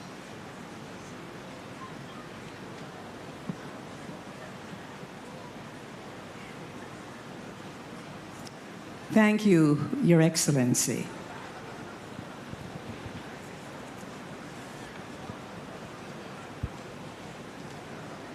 Lehana Satchel, 22, is an accomplished vocalist whose passion for music was nurtured in church ministry from an early age. She has shared her musical talent at numerous events, including church services, significant social events, and national awards ceremonies. A multi-award-winning finalist in the Jamaica Cultural Development Commission, JCDC, music competition, Ms. Satchel is currently a second-year law student at the Norman Manley Law School. In her leisure time, she enjoys painting, concerts, and documentary explorations of natural history. Ladies and gentlemen, welcome Lehana Satchel with Never Give Up.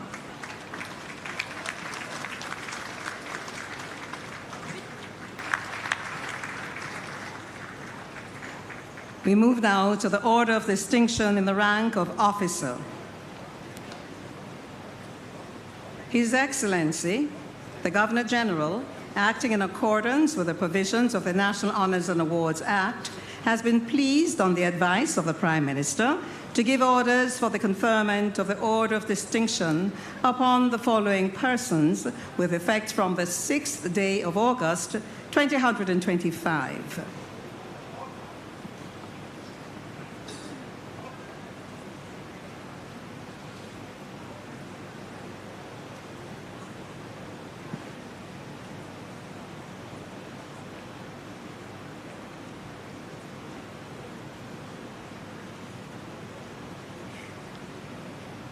For appointment as members of the Order of Distinction in the rank of Officer, Mrs. Charmaine Angela Creary Beckford for contribution to public service.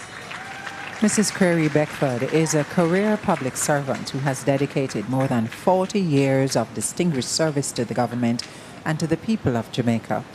She began her career in 1983 at the Registrar General's Department and went on to serve in several ministries, departments, and agencies.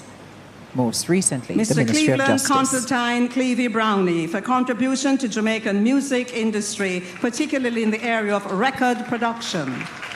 Clevey Brown is a musician, record producer, audio engineer, label owner, author, and composer. He is one half of the iconic duo Steely and Clevey, whose productions dominated the Jamaican charts from the 1980s into the 2000s, working with artists like Dawn Penn, Gregory Isaacs, Garnet Silk, Admiral Bailey, and Tiger. Mr. Manohar Narayandas Manu Chandiramani for contribution to the business industry. Established in 1981, Mr. Chandiramani's holiday village in Rose Hall has become a symbol of hospitality and community spirit in Montego Bay. Together with the assistance of his wife and business partner Nina, they built Casa Manola Limited, one of the leading camera, electronics, jewelry enterprises in Western Jamaica. Dr. Nagamalaraswaro Shandulu for service in the fields of medicine and community service through health fairs and camps. Dr. Shandulu is a dedicated physician whose commitment to accessible healthcare has made a lasting impact across Jamaica. Known for offering highly affordable services, Dr. Shandulu also provides free medical care to the missionaries of the poor and missionaries of charity. Mr. Carl Chang for contribution to business development, in particular the sporting goods industry, and for philanthropy. Mr. Chang is the co-founder and managing director of Western Sports, Jamaica's leading distributor of sporting goods. Since establishing the company in Montego Bay in 1974 with his wife, he has expanded its presence to 4 locations across the country. Mr. Warren Christopher Clark for service to the Jamaica Constabulary Force. Deputy Commissioner of Police Warren Clark leads the Strategic Operations Portfolio, the engine room of national policing in Jamaica. He is recognized for visionary leadership, unwavering integrity, and a steadfast commitment to the JCF and to the people of Jamaica.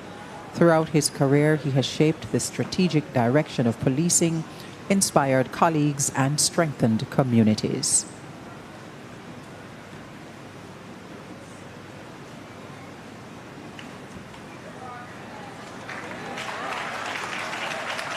Mrs. Tisha Debrica Clark Griffiths, for public service and contribution to the trade union movement. Tisha Clark Griffiths is the 17th president of the Jamaica Civil Service Association and the first woman to hold this position in its 104-year history. Prior to becoming president, Mrs. Clark Griffiths served as first vice president of the association for 5 years. She is a trained strategic planner with 27 years of experience in the public sector. Mr. Jefferson Watson Davis, Justice of the Peace, for contribution to sport, representing Jamaica at the Special Olympic Games for over 2 decades, and to the Land Surveying and Geographic Information Services. Jefferson Davis is a trailblazer in Jamaica's sporting history, having represented the nation with excellence on the international stage from 1975 to 1999. Over his 2-decade-long career, he amassed more than 20 medals, including 13 gold, 6 silver, and 5 bronze across Paralympic Games, Pan American Wheelchair Games, and the prestigious Stoke Mandeville International Games. Mr. Norman Cornelius Davis, Justice of the Peace, for service in the fields of energy and mining. Norman Davis is a senior executive and entrepreneur with over 43 years of experience in Jamaica's mining, energy, engineering, and power generation industries. He has held leadership roles in both the public and private sectors, including as chairman of Jamaica Bauxite Mining Limited and the Bauxite and Alumina Trading Corporation, and technical advisor to the electricity sector enterprise team. Dr. Trevor Lascelles Anthony Dixon, for contribution to healthcare and education through the Jamaicans Abroad Helping Jamaicans at Home Foundation, the Jaja Foundation. Dr. Dixon is a visionary leader, humanitarian and philanthropist whose unwavering commitment to healthcare, education and community welfare has transformed the lives of countless Jamaicans. He founded the Jamaica Handheld Ultrasound Project, providing portable ultrasound devices and training to public hospitals to improve diagnostic care.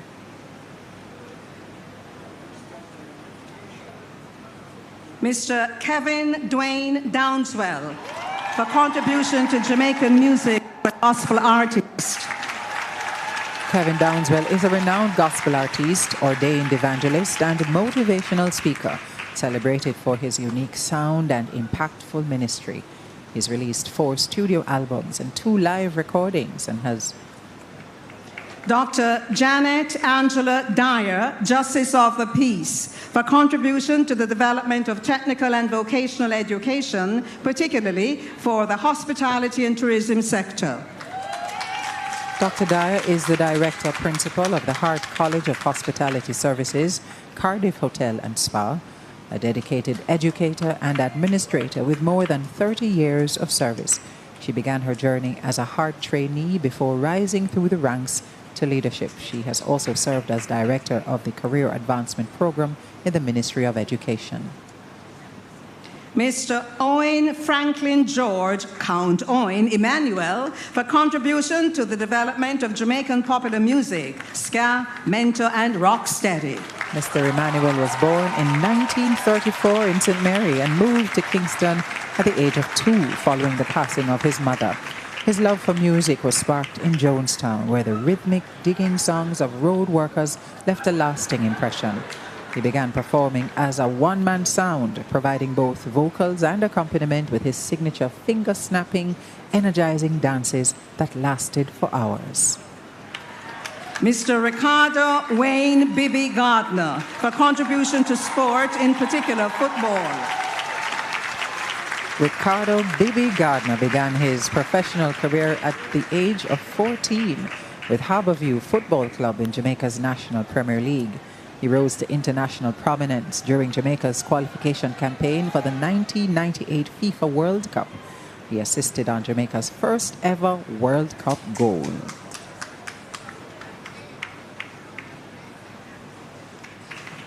Mrs. Gloria Evadne Goff Smallwood, for service in the field of disability advocacy. Despite losing her eyesight at the age of 7, Mrs. Gloria Evadne Goff Smallwood continues to live the life of a true visionary. Her unlimited mind and sheer determination propelled her to the leadership of both the Combined Disabilities Association, the CDA, and the Disabled Peoples International North American and Caribbean region. The executive director of the CDA, Mrs. Goff Smallwood, continues to advocate for the rights of persons with disabilities. Dr. Gerald Mainlow Hamilton, for service in the field of engineering and philanthropy. Gerald Hamilton has maintained excellence through leadership in the field of engineering, while simultaneously uplifting the people of his hometown, Savannah Lamar, through his philanthropy. He is the founder of DTR Foundation and an active member of the Jamaican diaspora.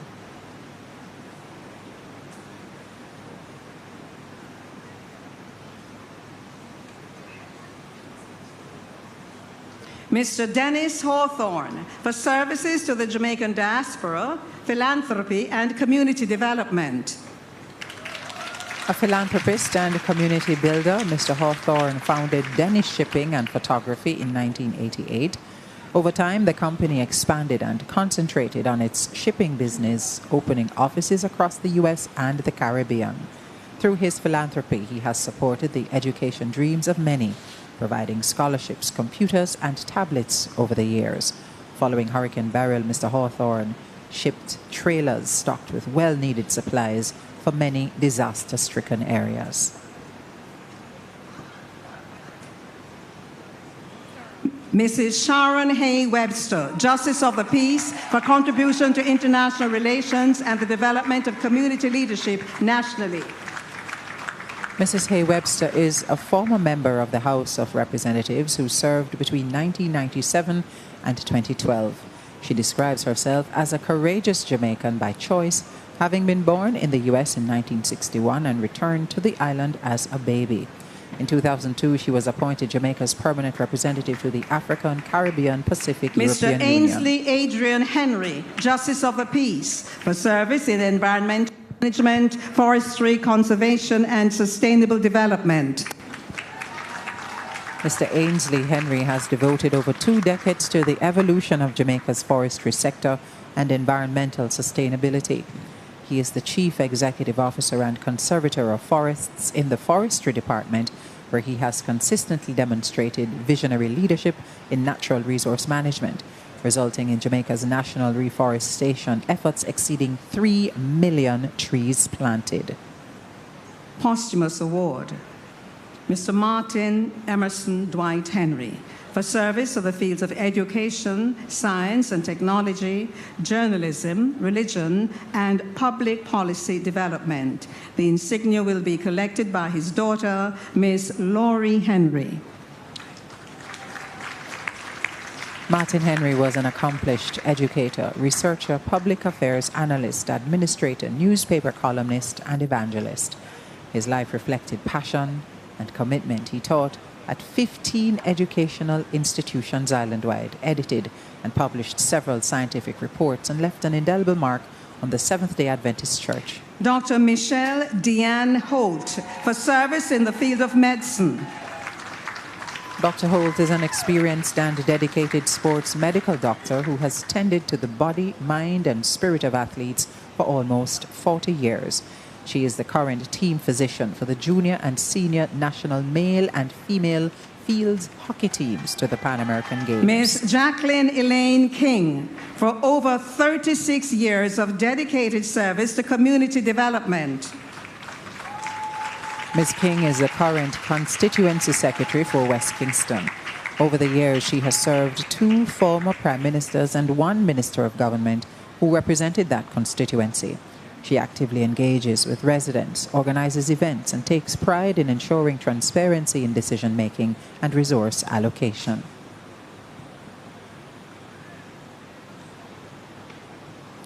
Mr. Andrew Anthony Lewis, for service to the Jamaica Constabulary Force. He's unable to attend. Mrs. Shona Etana Mackenzie Morris for contribution to reggae music. Etana is a Grammy-nominated artist who has made an indelible mark on the reggae music landscape, locally and internationally. She released her first album, The Strong One, in 2006.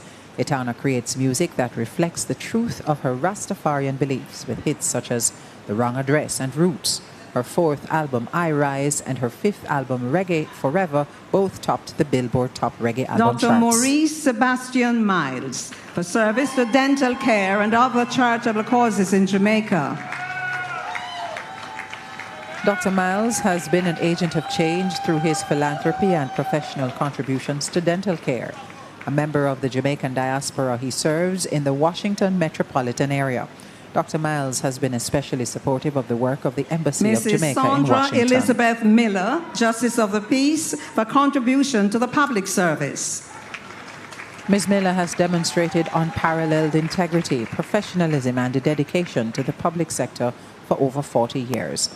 She has been a loyal pillar of support to 5 ministers of government, serving across multiple administrations. Mr. Errol Anthony Mort for 41 years of service to the field of fire and emergency service and for contributing to the continuous development of the Jamaica Fire Brigade. A retired commissioner of the Jamaica Fire Brigade, Mr. Errol Mort, has served with distinction since joining the brigade in 1995. He is a graduate of the Distinguished Fire Service College in the United Kingdom, where he successfully completed both the International Command and the Brigade Command courses.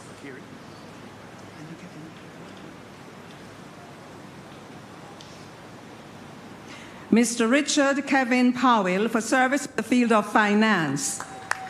Richard Powell has had a distinguished career in corporate leadership across the public and private sectors for more than 40 years. A qualified engineer, he held executive leadership positions for several companies, including the Victoria Mutual Billing Society, Life of Jamaica, and Blue Cross Jamaica. Mr. Rovman John Rust Powell for service in the field of sport, in particular cricket. Rovman Powell is a talented cricketer who has represented Jamaica and the West Indies with pride. He specializes in the limited overs format and has made a name for himself with his leadership abilities. He led the Jamaica Tallowers to victory in the Caribbean Premier League in 2022.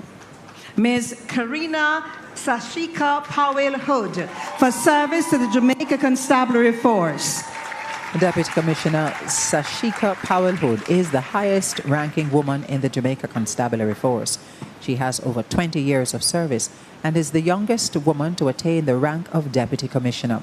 She has responsibility for the force development and logistics portfolio and oversees the planning, research and development services and technology branches. Posthumous award. Miss Patricia Elaine Pat Reed for service to the public service. The insignia will be collected by her cousin, Mrs. Maxine Foreman.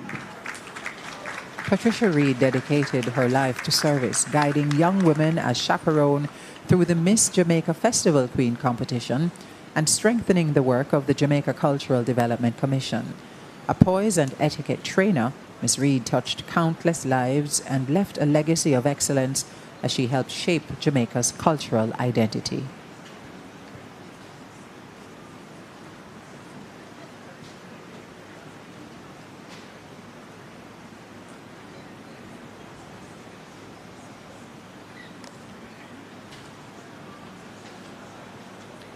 Dr. Charles Anthony Robertson for contribution in the field of medicine and philanthropy.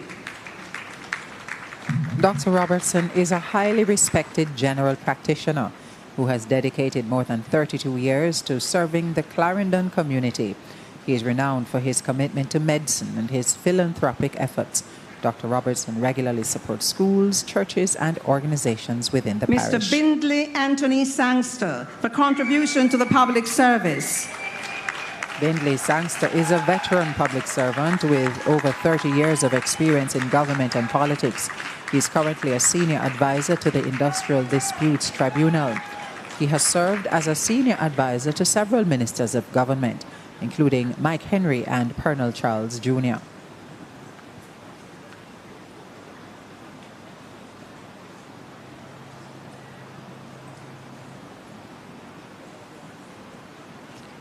Mrs. Anne-Marie Simpson Prendergast for contribution to corporate governance at the Urban Development Corporation.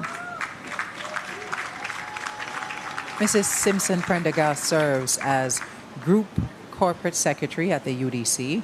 She joined the organization in 1988 and rose through the ranks from clerk typist to her present position. She has served with unwavering dedication and has skillfully bridged the communication gap between the board of directors and the CEO, providing critical guidance and support. Award. Mr. Garnet Damon Garnet Silk Smith for contribution to the music industry. The insignia will be collected by his spouse, Miss Novlin Banton. Garnet Silk was a celebrated reggae musician who was known for his emotive, powerful and smooth vocals and positive music that captivated audiences throughout the early 1990s. He gave us hits like Kingly Character, Oh Me Oh My, Place in Your Heart, and Zion in a Vision. His death in 1994 at the age of 28 stunned us all. He left behind a legacy of musical excellence and compassion. Mrs. Norma June Spence Jarrett, Badge of Honor for long and faithful service, for service to Jamaica Anti-Doping Commission. Norma June Spence Jarrett is a highly respected administrator who has played a pivotal role in the development of Jamaica's national anti-doping program. She joined the Jamaica Anti-Doping Commission in 2018 as executive director and has worked assiduously to strengthen the nation's global reputation in sport. Dr. Lantoinette Steins for contribution to the arts, specifically dance and Anglo-Caribbean techniques in dance. Lantoinette Steins is a visionary leader in the arts, renowned for her exceptional contributions to dance as a practitioner, educator, and choreographer. She is the founder and artistic director of La Cadco Dance Company, dedicating her career to advancing the art of dance. Dr. Sylvanus Thompson for invaluable contribution to community development and service to the advancement of public health and early childhood education in Jamaica from the Jamaica Diaspora, Canada. Dr. Thompson is an accomplished public health leader with over 40 years of experience in Jamaica, Canada, and international environmental health. He began as a public health inspector in Jamaica and became associate director at Toronto Public Health. He has led major initiatives in disaster relief, medical equipment donations, and established Jamaica's annual Food Safety Award. Mr. Lennox Everton Wallace, Justice of the Peace, for service in the fields of healthcare and community development in the parish of St. James. Lennox Wallace is a public health professional with over 30 years of service at the Ministry of Health. He started as a public health inspector in 1992 before moving up the ranks to become Chief Public Health Inspector for St. James and later Parish Manager in 2019. Mr. Basil Larry Watson for contribution to industry and commerce and for philanthropy. Mr. Watson is an experienced business leader with expertise in strategy, branding, logistics, and operations.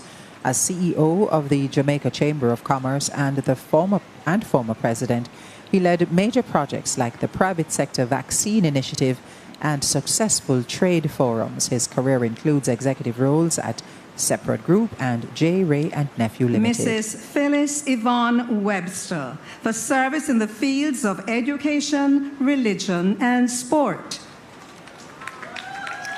Mrs. Phyllis Yvonne Webster is the founding president of the Jamaica Independent Schools Association, JISA, established in 1977. She was instrumental in establishing independent school sports and the All-Island Preparatory School Sports Championship. Her career includes roles as principal, teacher, trainer, education officer, and tutor. She has also made significant contributions to the Anglican Church and various community initiatives. Mrs. Webster is renowned for advancing education standards and community development across Jamaica.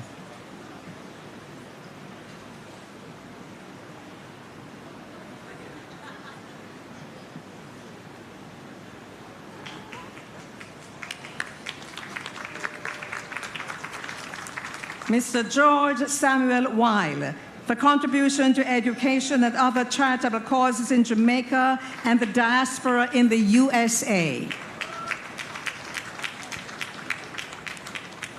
Mr. Weil is an established advocate for education and philanthropy, whose impactful contributions have benefited both Jamaica and its diaspora. Honorary Award, Mr. Philip George Hoffer, for contribution to the development of the tourism industry. Philip Hofer has been a driving force behind operational excellence and guest satisfaction in Jamaica's tourism sector for over 3 decades. A native of Austria, Mr. Hofer spent 25 of these years spent at Iberostar, where he played a critical role in the expansion of the hotel in Jamaica. Honorary Award, Dr. Devon George John, for contribution in the field of medicine.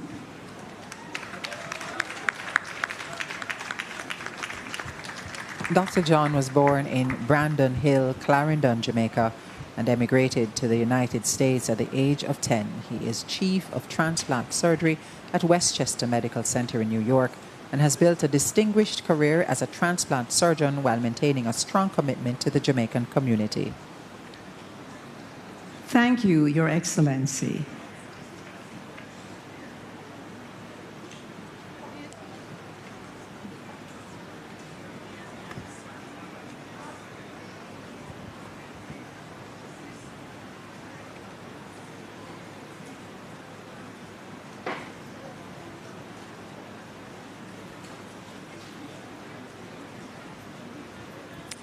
The Reggae Gold Awards celebrate outstanding contributions to Jamaica's music industry, honoring individuals and groups who have significantly advanced the development and global influence of reggae music. The Honorable Marcia Griffiths, a member of the Order of Jamaica, is one of our most celebrated vocalists and a true icon of reggae music. With a career spanning over 5 decades, she's internationally renowned for her soulful performances and timeless hits. Marcia Griffiths has been recognized with numerous awards for her outstanding contribution to Jamaican music and culture. May I invite you now to turn your attention to the screens and let's enjoy this exciting performance by Marcia Griffiths at the 2025 Reggae Gold Awards.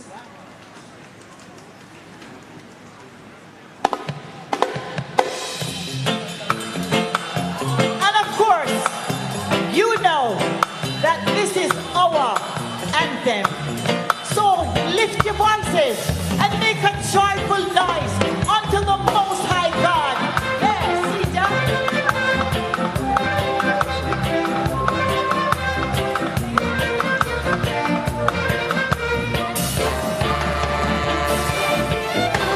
there's the land that I have heard about so far across the sea. Can I hear you? There's a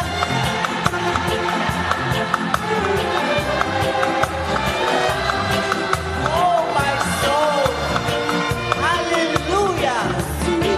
Woo! To have you come, my dreamland would be like heaven to me. Your turn to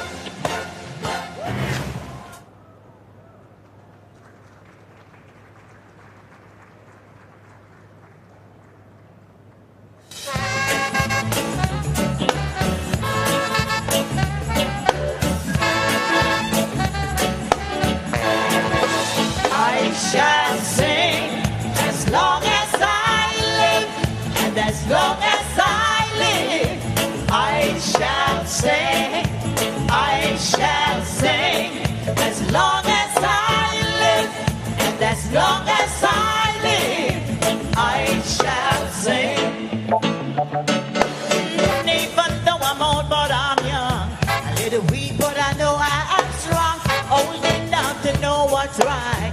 Young enough to dance all night, too weak to hold me back. Strong enough to give you a heart attack. Situation sweet my soul. As long as I live, I shall sing. As long as I live, as long as I live, I shall sing.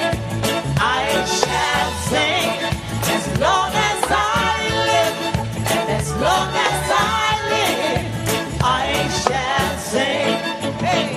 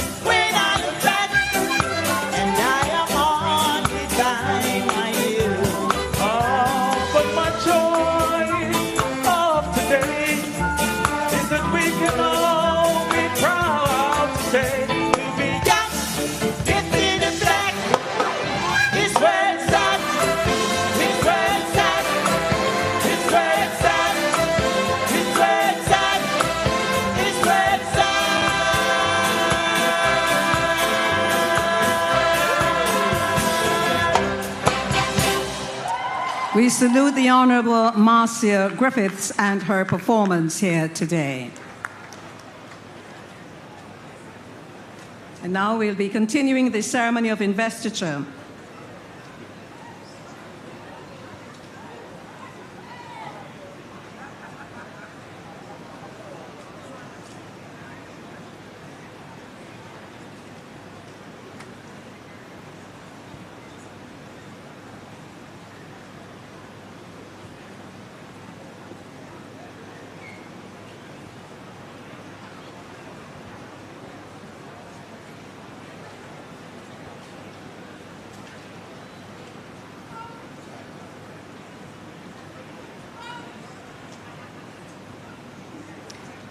We now proceed to the presentation of the awards, the badges of honor.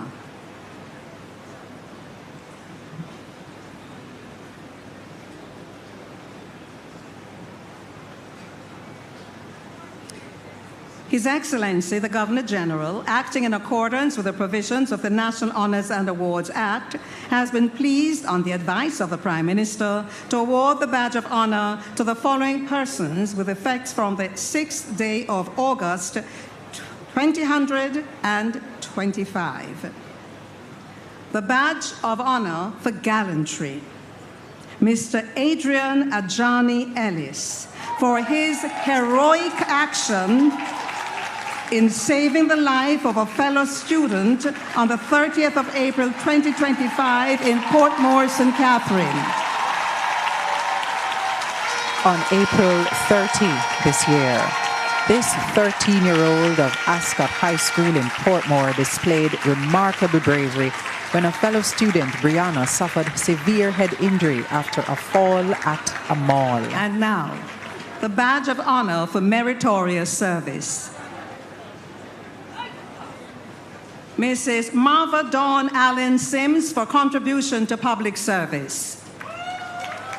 Mrs. Allen Sims has over 37 years of dedicated service in the public sector. She has held a variety of leadership and specialist roles within the Ministry of Agriculture and Fisheries, including that of Director of Human Resource Development and Senior Director of Human Resource Management and Development. Mr. Neville George Ashman for service to the field of local government and contribution to community development. Neville Ashman is a public servant whose 22-year tenure as councillor for the Trafalgar Division in St Andrew, Southeastern, is marked by unwavering dedication, transformative leadership, and compassionate advocacy. Driven by a desire to uplift lives, he champions improvements in housing, sanitation, education, and infrastructure.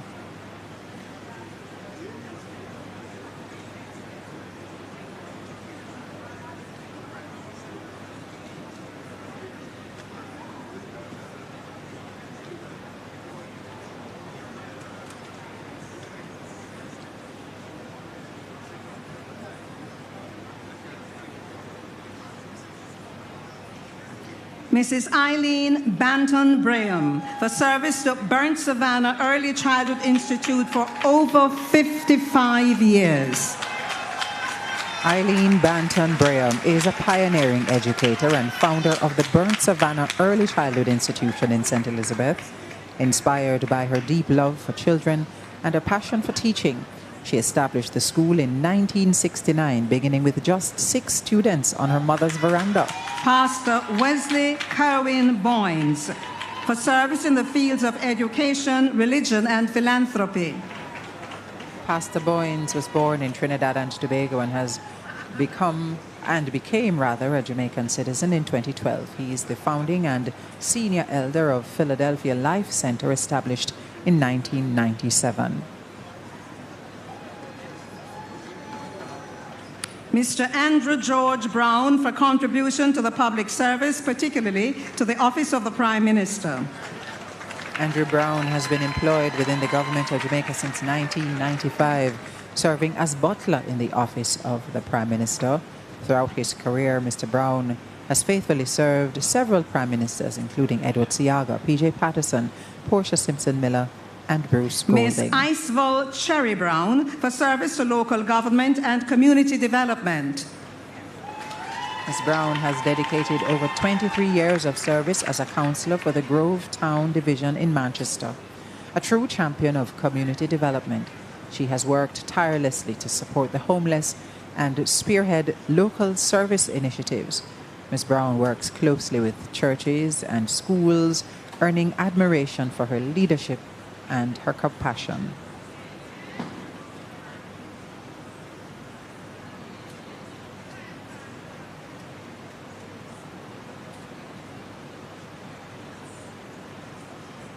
Mr. Christopher Peter Campbell for contribution to the Jamaican diaspora in Canada.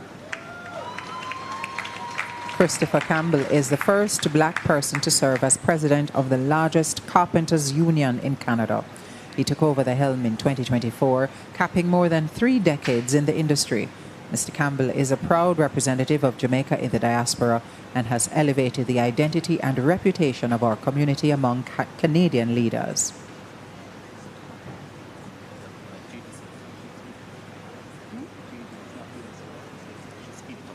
Bishop Robert Clark, Justice of the Peace, for contribution to religion and community development. Bishop Clark has been a minister of religion for over 45 years and is still active. In 1982, he founded the Gibraltar New Testament United Holiness Church of Christ in St. Anne. He also has been serving as one of the senior directors of the Revival Headquarters in Wattown, St. Anne since 1974. Reverend Delroy Lee Coley for contribution to public service and the Anglican Diocese. Reverend Coley is an ordained priest in the Anglican Church. His journey reflects a life of dedication to both public sector and the service of God. He spent more than 3 decades serving in the public sector in the areas of corporate and strategic planning and performance monitoring. Miss Evelyn Selena Days for service in the fields of business and tourism hospitality. Ms. Days has devoted more than 40 years to Jamaica's tourism and hospitality sector. She is the proud owner of Palm Bay Guest House and Restaurant in Bogue, St. James. What began as a single mother's determination to provide for her family grew into a thriving business that welcomes visitors from across the island.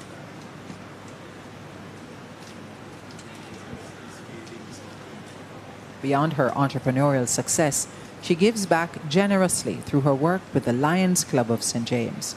Her legacy reflects excellence in business, community service, and a steadfast commitment to national development. Mr. Dallas Maglory Dickinson, Justice of the Peace for service to local government and community development. Mr. Dickinson is councillor for the St. Anne's Bay Division in St. Anne. He has demonstrated unwavering commitment to enhancing the lives of his constituents. His leadership extends to serving as the Deputy Mayor of St. Anne's Bay.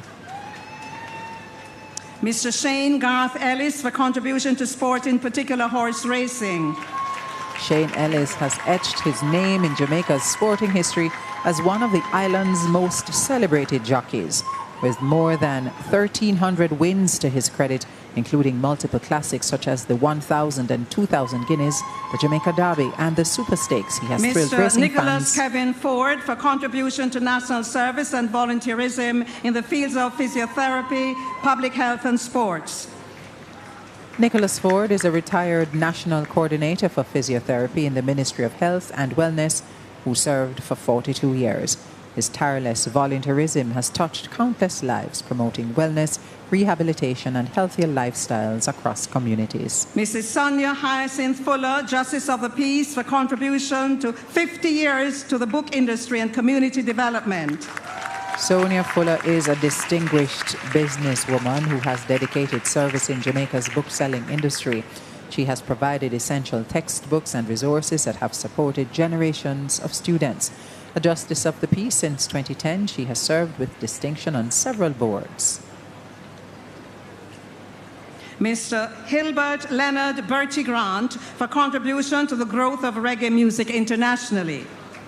Bertie Grant has made significant contributions to the growth of reggae music and is one of the unsung heroes of British reggae. After relocating to the UK in 1966, he became deeply involved in the country's reggae scene. Mr. Horace Algernon Gray for service in the field of law. Horace Gray has dedicated over 40 years to the practice of law in the parish of St. Thomas, consistently upholding justice and advocating for the rights of individuals. His extensive legal expertise and unwavering commitment to his clients have earned him respect among his colleagues and trust from the wider community. Mrs. Audrey Jacqueline Jones Chong, Justice of the Peace for contribution to the public service. Mrs. Jones Chong has given 33 years of continuous service to the people of Jamaica through her work in the Office of the Public Defender, formerly the Office of the Parliamentary Ombudsman, joining as a senior accountant in 1992. Ms. Francesca Marie Leslie for contribution to healthcare in the field of pharmacy. Francesca Leslie has dedicated 39 years of service to the field of pharmacy. She currently serves as the chief pharmacist at the Huenden Supermed Pharmacy in St. Andrew, dispensing care and advice while filling prescriptions. And I have to say, she's my family pharmacist. Mr. Glenville Leopold MacDonald for community development and welfare in the parish of Trelawney. Glenville MacDonald has devoted his life to community development and welfare in the parish of Trelawney, emerging as a steadfast advocate, provider, and spiritual guide within the Wakefield community. His tireless efforts have positively impacted hundreds of Jamaicans. Reverend Professor Mary Ann MacDonald Nichols, Justice of the Peace, for contribution to education and community service. Reverend Nichols has devoted her life to education and community service, leaving an indelible mark through her leadership, voluntary work, and unwavering commitment to others. A retired educator, she draws on her rich experience as college president, senior education officer, and course writer to uplift and guide her community. She was Civil Servant of the Year for 2006 to 2007.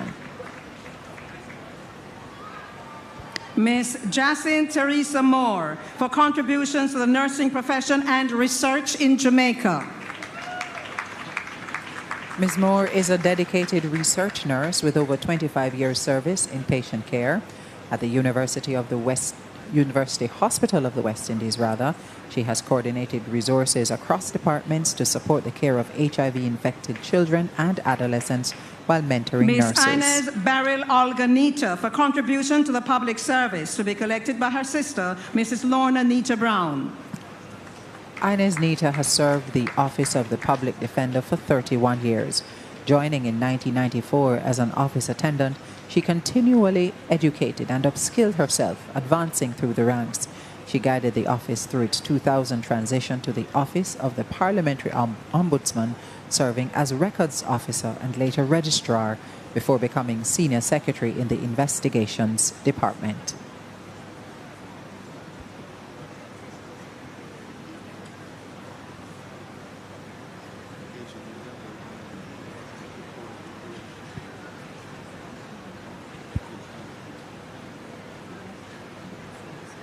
Thank you, Your Excellency.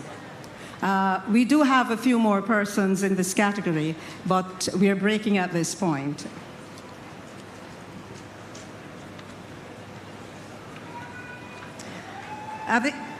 May I apologize for Rhoda Isabella, who is down on your program, to give a performance. Unfortunately, she's unwell, but we do have someone who has come along to assist us immediately, and that's Carrie Sales, a Jamaican gospel singer and a member of the Trenchtown Seventh-day Adventist Church. He grew up in the Arnott Gardens area of Trenchtown and was baptized at the age of 9. Carrie has had some close death experiences and praises the Lord for preserving his life. He saw men being killed and most of his friends turned to the gun, but because of the care of his mother, stepfather, and the protection of his heavenly Father, he was able to resist the forces of evil.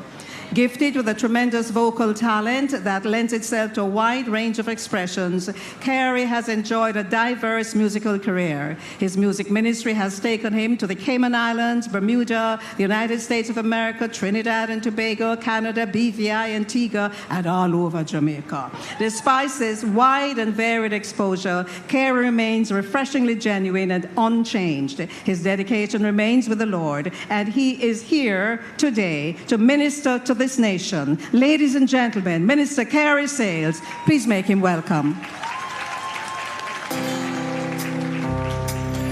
I am blessed and highly favored. Say I am blessed and highly favored, 'cause I was bought with a price, a godly sacrifice, 'cause I am blessed and highly favored. Say I am blessed and highly favored.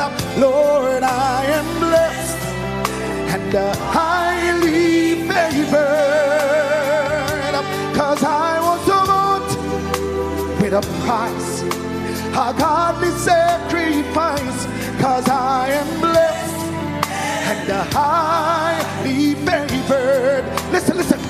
I'm so blessed, nobody can steal my joy or take my love away. I'm so blessed that God provides for me in every single way. I'm so blessed that God grant me mercy each and every day. So blessed, sing I am so blessed. Anybody blessed right now?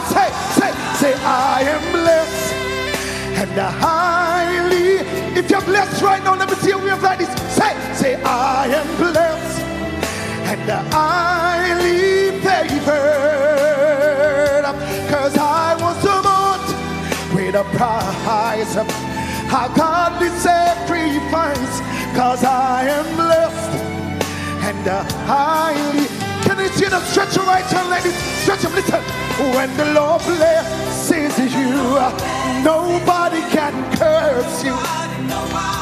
When the Lord blesses you, nobody can curse you.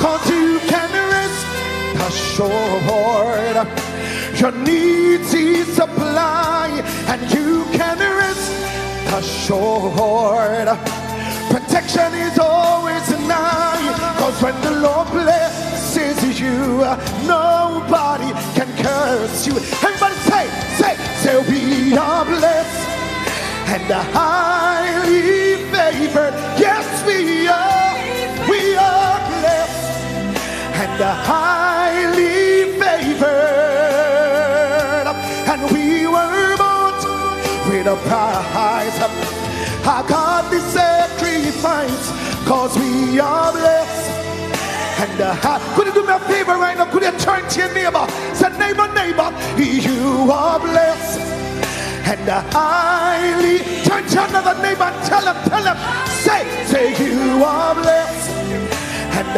highly favored, and you were bought with a price, a godly sacrifice, 'cause you are blessed and highly favored.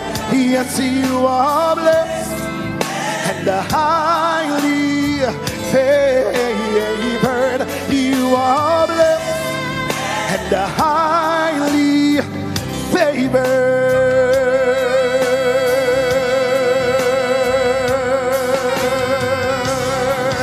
God bless everybody. God bless Jamaica land we love. Thank you, Carrie Sales, for stepping in at the last moment and assisting us. And we extend our thanks to Rhoda Isabella, who should have been on the program but is unwell at this time. And now keep your eyes to the screen, ladies and gentlemen, while we give you another taste of Jamaican music, Jamaican excellence.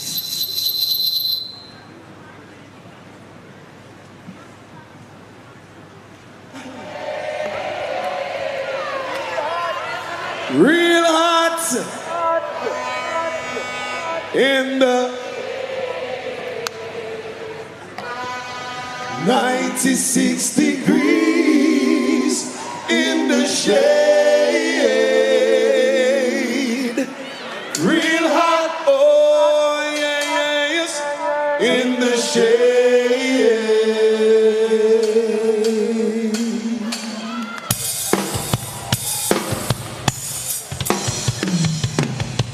Said it was 96 degrees in the shade. 10,000 soldiers on parade. Said that they were taking I and I to meet a big fat boy sent from overseas. The Queen implored, Your Excellency, before you I come with my representation. You know where I'm coming from.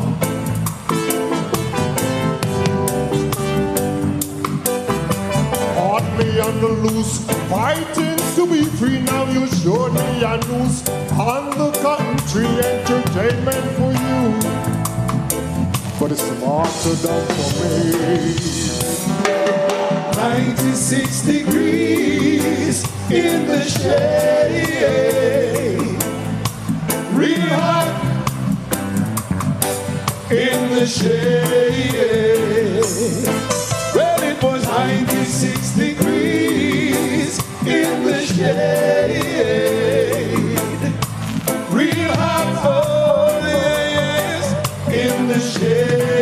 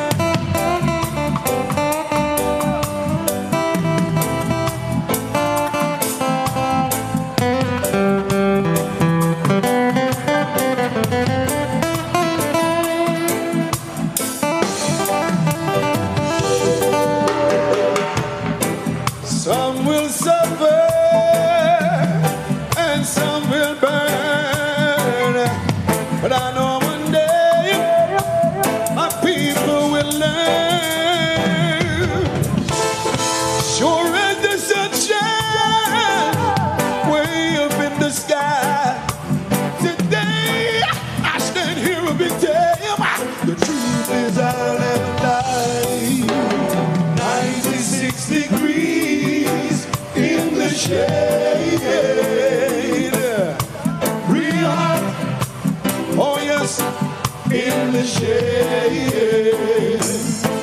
Well, it was 96 degrees in the shade.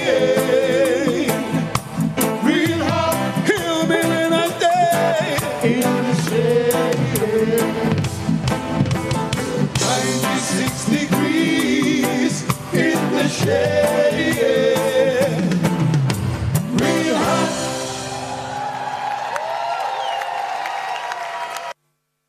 It is hot, but not that hot right now. I think it was a little warmer yesterday. But we're going to treat you again to another Come Closer ambassador, Sandra Grant Griffiths.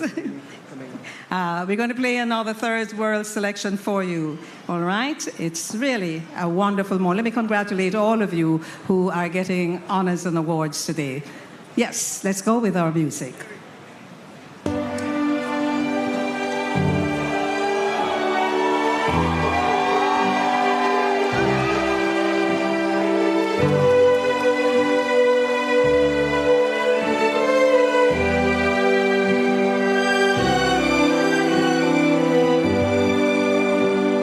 Heard him? This is A.J. Brown. Quando sono solo sogno l'orizzonte, manca le parole. Sì, lo so che luce in cielo la stanza quando manca il sole. Se non ci sei tu con me su le finestre. Mostro a tutti il mio cuore che hai acceso, chiudi dentro me la luce che hai incontrato per strada. Time to say goodbye.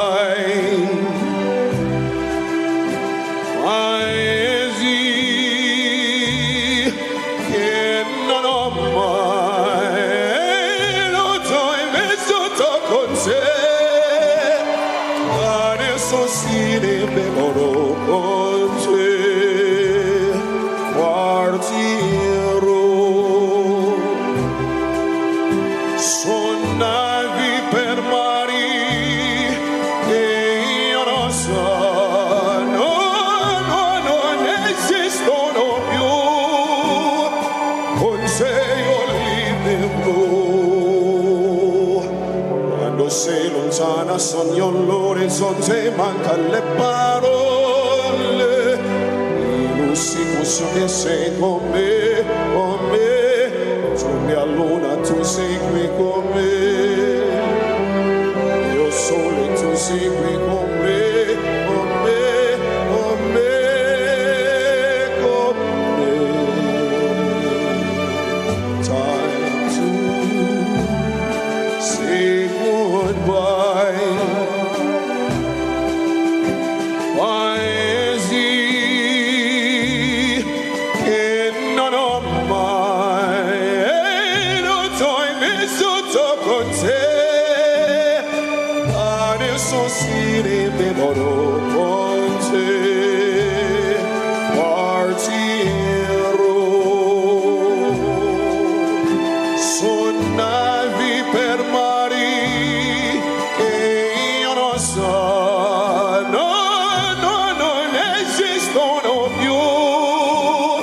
Con te io li vivo, con te partirò.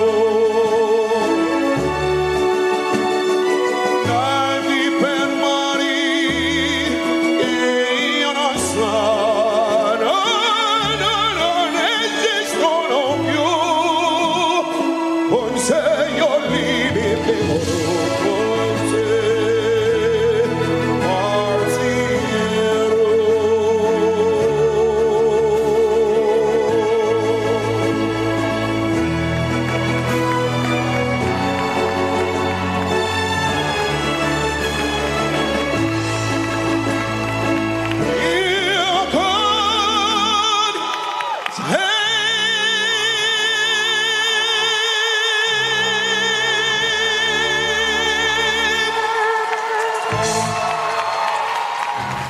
That's A.J. Brown, backed by Third World. Class, excellence. Thank you for your patience, ladies and gentlemen. We'll be resuming shortly. I just thought I'd put another bit of information in this gathering. I don't know how many of you know or knew that A.J. Brown spent some time in Las Vegas doing several shows a day. And of course, before that, he honed his skills right here in Jamaica and used to have an annual show where he would showcase his music. Just a little bit of information on A.J. Brown. He's now and has been with the Third World Band. Yes, I think you should clap him. That's quality. Time to say goodbye in Italian and English by our very own.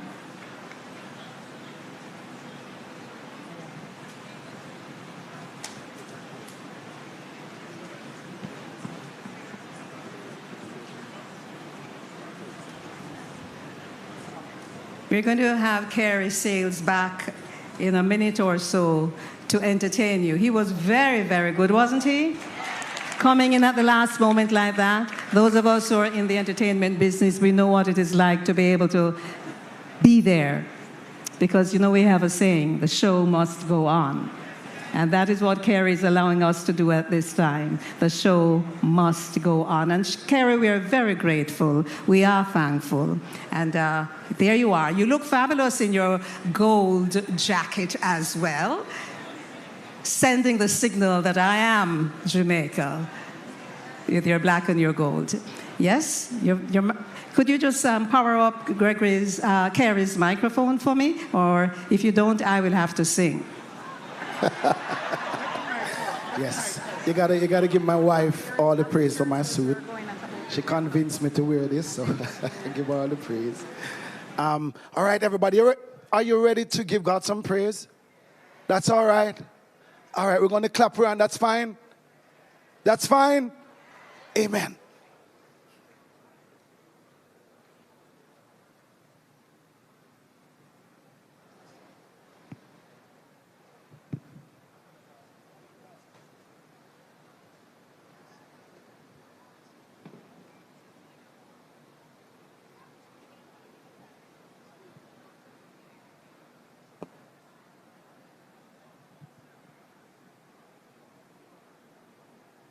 While we wait for Kerry's music to be loaded, this wasn't planned. Talk to the person beside you. Ask them something. Tell them something about yourself. Ask them what they have done in their community while they're here with you. And those of you who are here supporting your family, talk to them. Talk to the people beside you. Look how Minister going to talk to me now. Right? Minister, the Honorable Babsy Grange. If perhaps you're just joining us, this is the 2025 ceremony of investiture and presentation of national honors and awards, coming to you live from King's House in the beautiful capital city of Kingston in Jamaica. Kerry, Minister is asking you to start something that the rest of the gathering here will sing along with you until them download your music. All right. All right. You all put in there.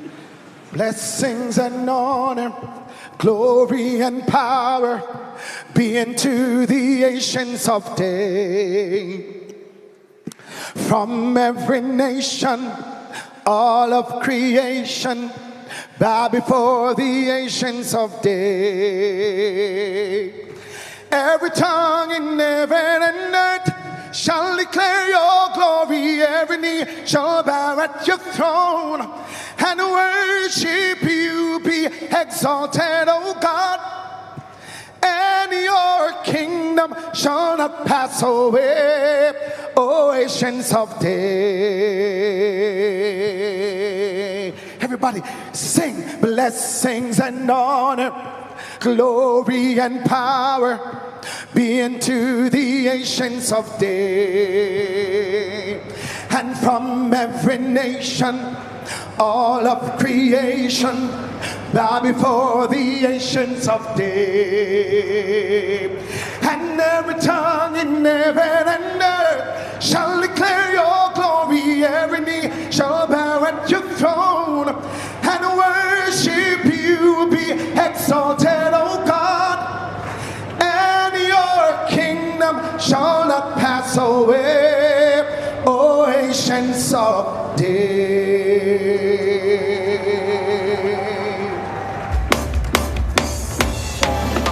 Come on, everybody, put your hands together. Come on, everybody. If anybody know what to scale, if you can't scale, let me see you do something like this. Let me see a bounce like this morning. If you can't scale, let me see a bounce. Say, sweet Jesus. Say, sweet Jesus. What a wonder you are. You are brighter than the morning star. Oh, yes, Lord. And you are fairer, much fairer than the lily that goes by the way. And you are precious, more precious than. Let me see somebody put your hands together like this. Say, sweet Jesus. Say, sweet Jesus. What a wonder you are. You are brighter than the morning star. Oh, yes, Lord. And you are fairer, much fairer than the lily that goes by the way. And you are precious, more precious than gold. How many know this one? Listen. Oh, tell me who made tell me who made the joy bell ring, and tell me who is the king of. If you want to stand in, you can stand in them. Let me see you clap and stand. Oh yes, he made the sea and land. Say, passing them to with his mighty hands up. Under his control, we move at his command. Sing, nobody but my Lord. Tell me who made the angel. Tell me who made the joy bell ring, and tell me who is the king of kings. Say, oh yes, and yes, he made the world, he made the sea and land. Say, passing them to with his mighty hands up. Under his control, we move at his command. Sing, nobody but my Lord. Tell me who made the angels sing, and tell me who made the joy bell ring, and tell me who is the king of kings. Say, nobody but. Listen, I love that man. I love him. I love him. From Galilee. I love him. Pour. Boy, I love it this morning. Say, he has taken all my sins and let the Holy Ghost come in. I love that man. Anybody love him right now? Let me see a wave like this all over these tents. Say, I love that man. I love him. I love him. From Galilee. I love him. Pour. Your song so sweet. Say, he has taken all my sins and let the Holy Ghost come in. I love that man from Galilee. Watch me now, everybody. Say, I feel like running, skipping. Praise the Lord for what he has done for me.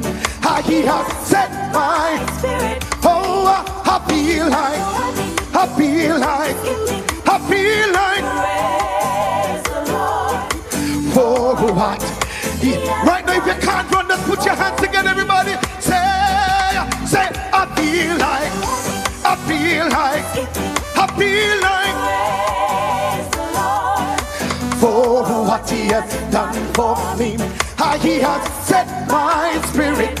Lord, I feel like. Praise the Lord for what he has done. Thank you so much, Carrie. Put your hands together, everyone. Put your hands together for Carrie. Right, when we pick up, we are going to be completing this section, which is the Badge of Honor for Meritorious Service, and then moving directly into the Badge of Honor for Long and Faithful Service. But I ask you, once you get to the platform, move briskly Please follow the instructions from the protocol officers that you've been given. I'm asking you to do that so that we can move smoothly. So we'll continue at this time with a badge of honor for meritorious service. Your Excellency, sir.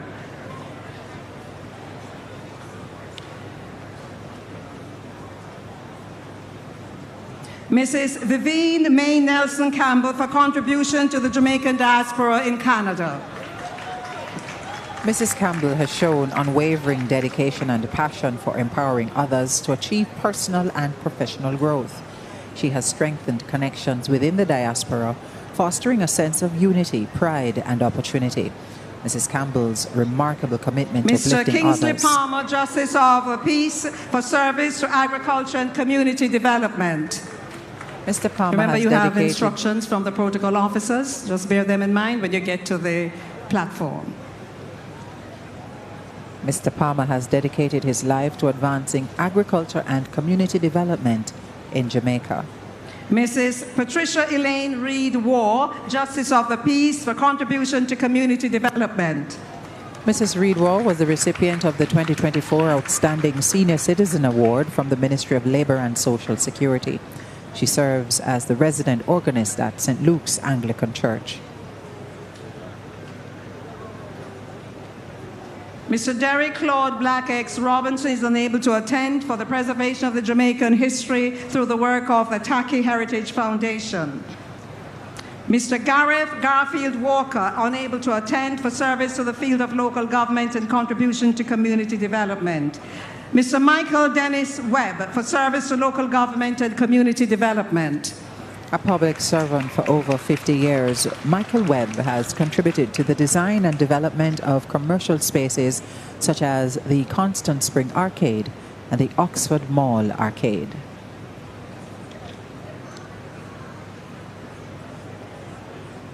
We're moving now to the Badge of Honor for Long and Faithful Service. Mr. Courtney Fitzgerald Anderson, for 39 years of service in the justice system. Mr. Anderson's life in the public service began in October 1986 as an assistant clerk of courts before being elevated to his current position of deputy clerk of the courts. Reverend Janella Mulvina Anderson, for 59 years of contribution to education and community services. Reverend Anderson was principal of Golden Spring Primary, lecturer at the Jamaica Theological Seminary, and a teacher at Kilsyth Primary and Infant School and Spanish Town High School. Miss Arlene Andrea Bowie, for 39 years of service in education. Since 1986, Ms. Bowie has been molding young and curious minds of her science students at the Bridgeport High School, described by her peers as meticulous, purposeful, and dedicated. Ms. Sandra Anne-Marie Brown, for 42 years of public service and contribution to trade unionism and community development. Ms. Brown currently serves as operations manager at the St. Thomas Health Department. For over 42 years, she has demonstrated exemplary leadership, professionalism, and commitment to national development. Mrs. Hyacinth Verona Brown Rankin, for 48 years of service in the field of nursing. Mrs. Brown Rankin began her sojourn in the field of nursing in 1977 and spent all her working life at the Percy Junior Hospital. She has received numerous awards over the years, including Worker of the Year at Percy Junior Hospital. Miss Beverly Annie Mae Campbell, for 36 years of public service. Ms. Campbell began her service at the Office of the Parliamentary Ombudsman and the Ombudsman Public Utilities in 1984. Mr. Kavanaugh Melvin Campbell, for 36 years of contribution to the Government News Service and Public Information. Kavanaugh Campbell has served the Jamaica Information Service Montego Bay Regional Office as a driver, projectionist, and videographer, described as the face of the regional Elsa office. Louise Capleton Atkinson, for 60 years of service in the field of pharmacy, Congratulations to Mrs. Capleton Atkinson on reaching the remarkable milestone of 100 years old. Mrs. Atkinson's journey in pharmacy began at a time when few young women pursued that profession, and she excelled. For over 60 years, she made sterling contributions in the field, serving as chief pharmacist at Oxford Pharmacy, before moving on to become owner and pharmacist at the Silver Slipper Pharmacy.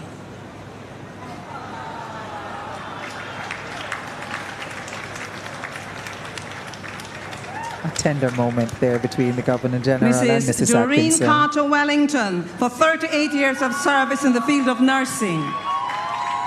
Mrs. Carter Wellington entered the field of nursing in 1977, trained as a critical care nurse, registered nurse, midwife, and nurse anesthetist. Mrs. Vendelita Grant Kennedy, unable to attend, for 48 years of service to education, religion, and community service. Miss Yvonne Tabitha Hamilton, for 36 years of public service and the civil service movement. Siobhan Hamilton began her sojourn in the government service in 1989 as an assistant clerk in the then resident magistrates, now parish court. She also served the Ministry of Justice as Mrs. an administrator. Valerie Yvonne Holness, JP, for 44 years of service in education and community service. Valerie Holness is the founder and owner of Providence Kindergarten and Preparatory School in St. Thomas. The institution stands as a testament to her work within the education sector, having earned the distinction of being the leading educational institution for early childhood education in the Mr. parish. Stalin Insang for 34 years of service to the development of the Manchester Parish Court. Deputy Clerk of Court, Mr. Stalin Insang, has been serving the Manchester Parish Court with distinction since 1991. His knowledge of court procedures and reliability has established him as a cornerstone of that organization. Ms. Isilma Erona O'Connor Johnson for 55 years of contribution to education and community service. Mrs. Johnson has demonstrated unwavering commitment to the field of education for more than 5 decades. She's best known for fostering academic excellence through curriculum development and innovative teaching methods, which have profoundly impacted students, educators, and the broader community. Her exceptional dedication, leadership, and enduring influence have shaped the lives of many Jamaicans who have contributed significantly to nation building.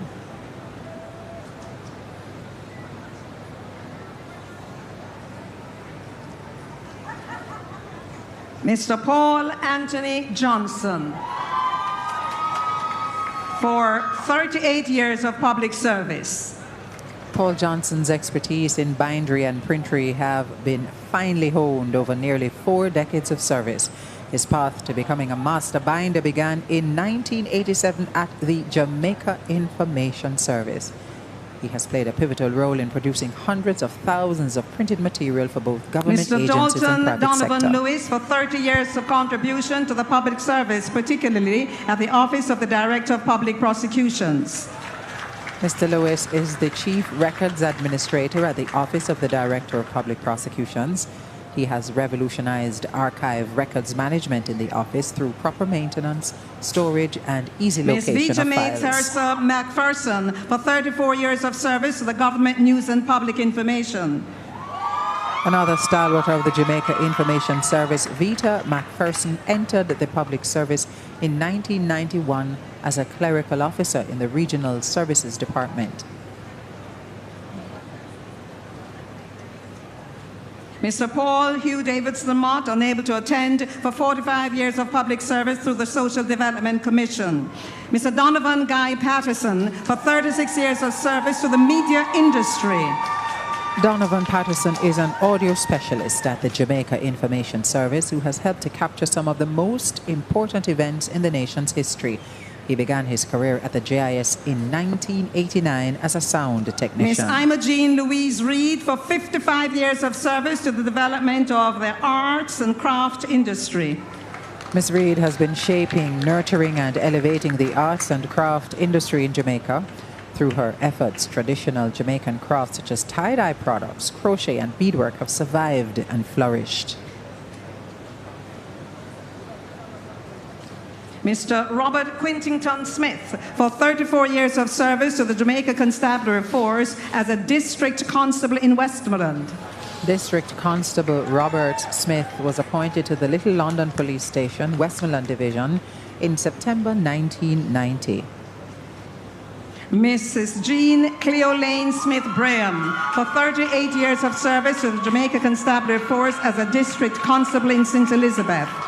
District Constable Jean Cleolane Smith was appointed to the St. Elizabeth Division on October 16, 1986. She has served the division for 38 years and 4 months with distinction.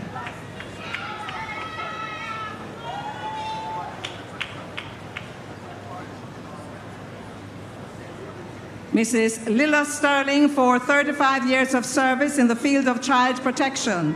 The medal will be collected by her foster daughter, Miss Danielle Grant. Lilla Sterling has distinguished herself as a foster parent who provides love, stability, and guidance to children in need of care and protection. She and her late husband opened their home and hearts to numerous children, working closely with the Child Protection and Family Services Agency to provide emotional, physical, and educational support. Mrs. Velma Rose Taylor Laidlaw for 34 years of service in the field of public health. Mrs. Taylor Laidlaw has served the Manchester Health Department for over 4 decades, starting in 1982 as medical records clerk. In 2008, she was promoted to the position of community health aide, where she served with distinction.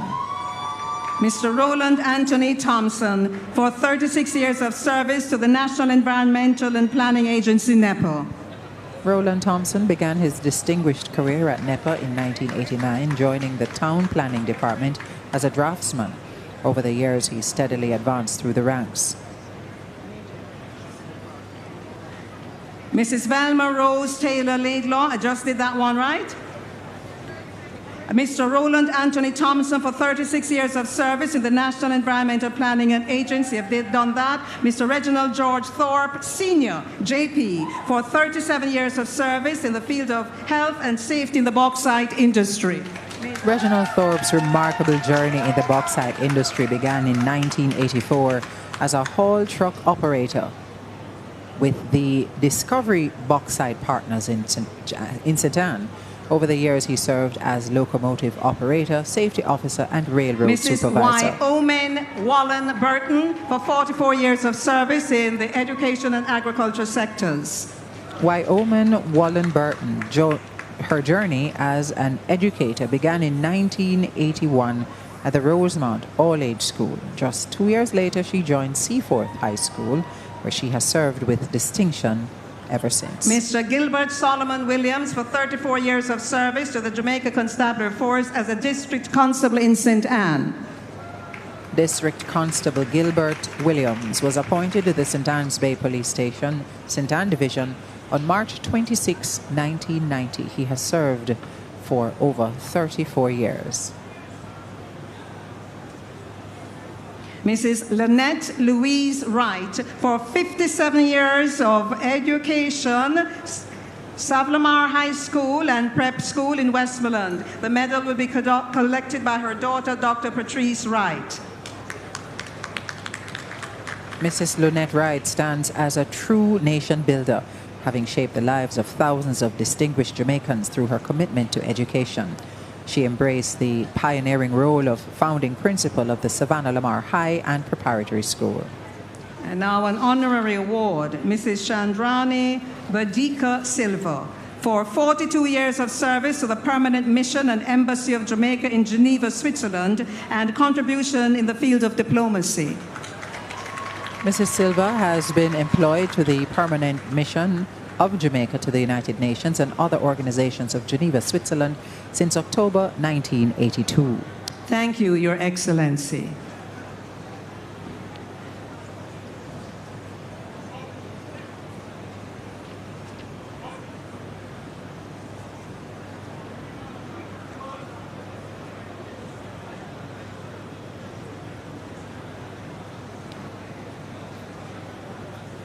The Reggae Gold Awards not only pays tribute to excellence in the field of music, but also showcases the enduring cultural power of reggae as a symbol of Jamaican identity.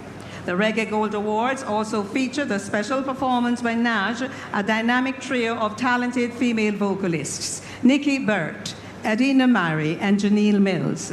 Their harmonious blend and captivating stage presence embody the spirit and excellence of Jamaica's rich musical tradition.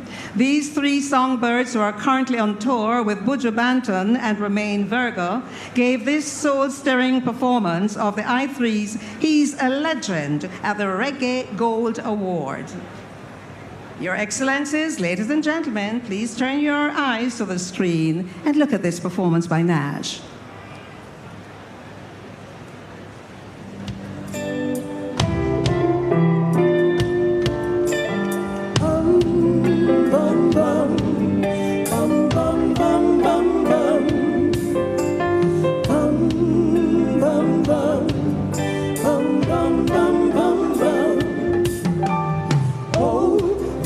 A blessing we have received, to have been so privileged to share such wonderful moments with such a man.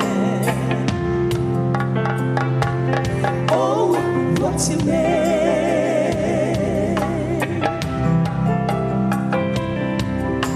a unique style.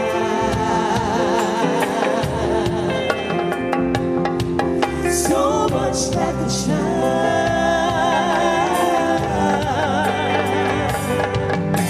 Strength like a raging lion. Oh, he's destined to Zion. His message to the universe oftentimes goes announced. But hey, he's a legend.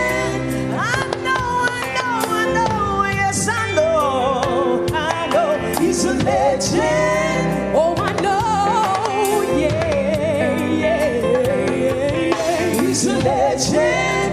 My brother, man, he's a legend. He's a legend.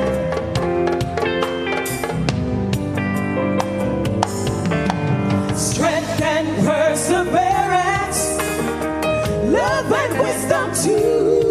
He said, oh Lord, I got to keep on moving. Ooh-wee, ooh-ah.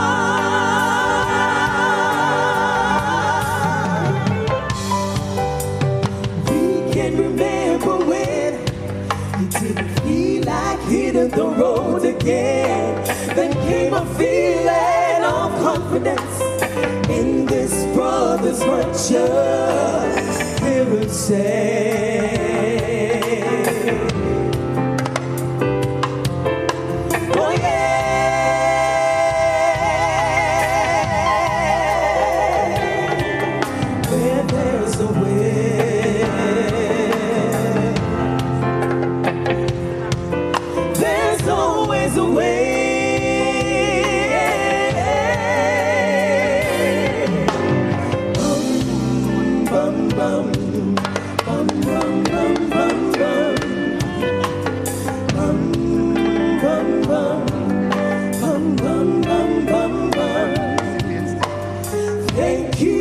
for the blessings, grateful are we. Prophecy fulfilled, sealed in history, young and old. Story been told,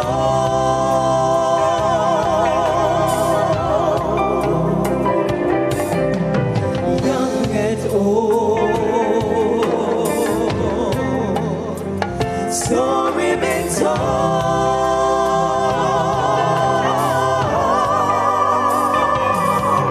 He's a legend. Ooh, hallelujah. He's a legend. Ooh, he's a legend. Yes, I know. Yes, I know. He's a legend.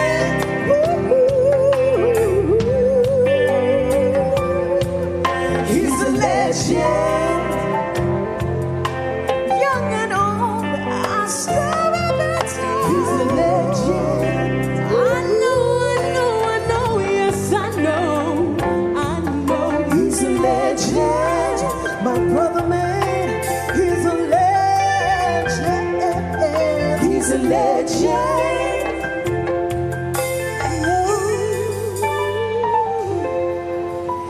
He's a legend.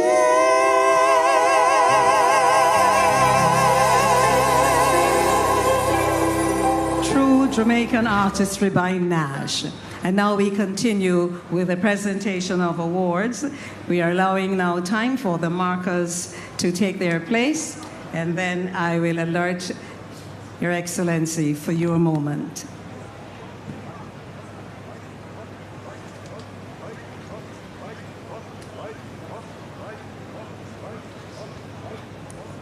In this section of the ceremony, we recognize the contribution of members of the uniformed groups.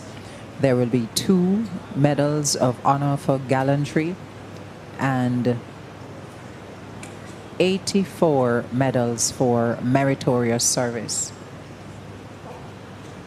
His Excellency, the Governor General, acting in accordance with the provisions of the relevant regulations made under Section 7 of the National Honours and Awards Act, has been pleased to award the Medal of Honour with effect from the 23rd day of May, 2025, to the following members of the uniformed services. The Medal of Honour for Gallantry. Constables Ramon Faith Henry and Constable Tyrone Antonio Stevenson responded to an armed robbery on Church Street, St. James on the 18th of March 2025. Upon arrival, they encountered 2 armed men, one carrying a handgun and the other a rifle, fleeing the scene. The suspects opened fire at the officers, who took evasive action and returned fire in defense of their lives and the safety of the public. During the confrontation, Constable Henry sustained gunshot wounds to both legs, and Constable Stevenson received a gunshot in the left shoulder. By foiling this robbery, the officers prevented potential harm to civilians and protected property, contributing significantly to the safety and security of the community. Despite their injuries, both Constable Henry and Stevenson continued to engage the armed suspects, demonstrating exceptional bravery, presence of mind, and willingness to confront armed assailants in violent situations. This exemplifies the highest standards of policing, public service, commitment, and extraordinary courage. Constable Ramon Faith Henry and Constable Tyrone Antonio Stevenson.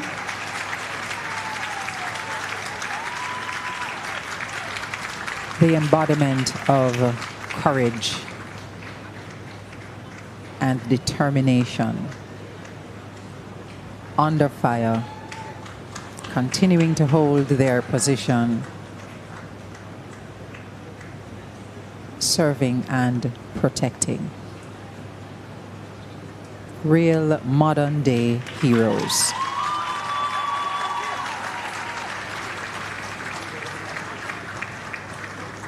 Remember, there are 2 of them, Constable Ramon Faith Henry and Constable Tyrone Antonio Stevenson.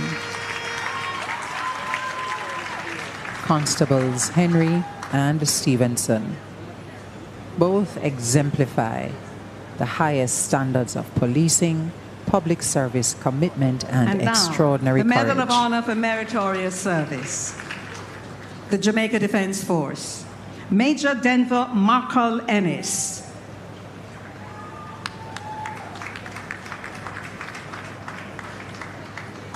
Major Denver Markle Ennis, receiving a Medal of Honor for Meritorious Service, 14 years in the Jamaica Defense Force. Lieutenant Orlando Anthony Gordon. Lieutenant Orlando Gordon has served the Jamaica Defense Force for 6 years.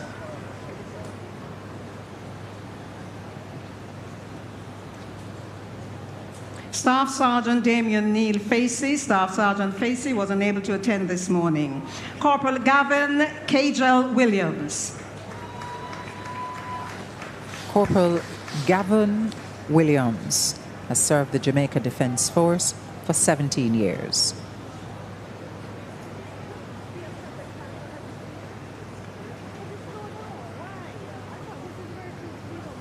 Local Lance Corporal Javain Sanjay Rose. Lance Corporal Javain Rose has served the JDF for 5 years.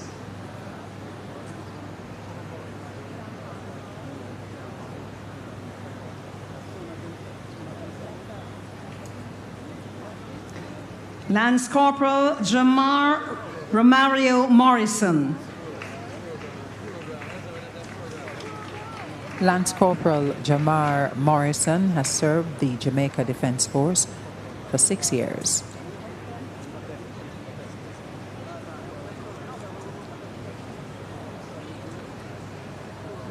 Lance Corporal, now Corporal, Dwayne Richardo Woodhouse. Corporal Derwayne Woodhouse, another member of the Jamaica Defence Force, having served for 6 years. Private Devar Anthony Brown. Private Devar Brown, a serving member of the Jamaica Defence Force for 6 years.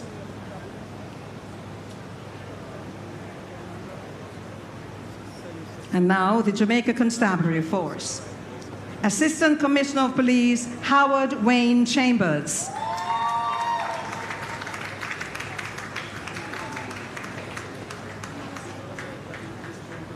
Assistant Commissioner of Police Howard Chambers,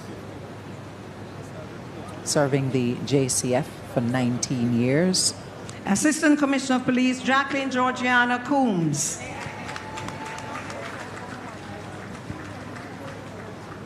Assistant Commissioner of Police Jacqueline Coombs, 23 years of service to the Jamaica Constabulary Force. Senior Superintendent of Police Derek Hugh Oliver Champagny. Senior Superintendent Derek Champagny, 37 years of service to the Jamaica Constabulary Force. Senior Superintendent of Police Catherine May Lord.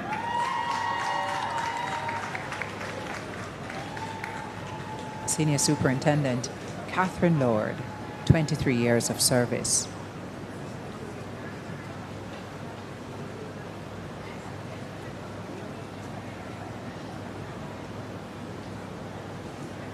Senior Superintendent of Police Sean Marie Montague.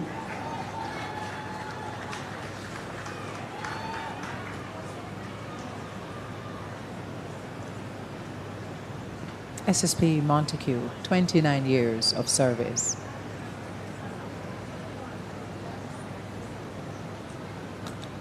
Senior Superintendent of Police Winchester Washington Watson. Senior Superintendent Winchester Watson, 31 years of service to the JCF.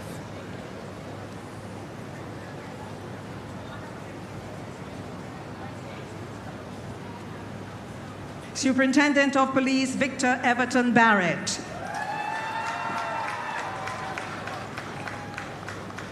Superintendent of Police Victor Barrett, 36 years of service to the JCF.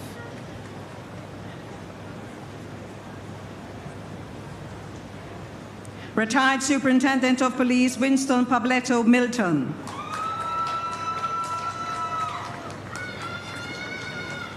Superintendent Milton, retired, 40 years of service to the JCF. Superintendent of Police Philip Alfonso Morris.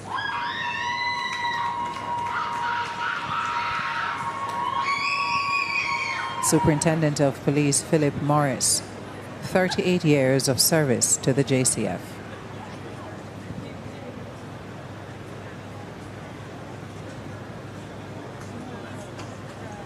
Superintendent of Police Lawrence Alonzo Ogilvy. Superintendent of Police Lawrence Ogilvy, 34 years of service to the JCF.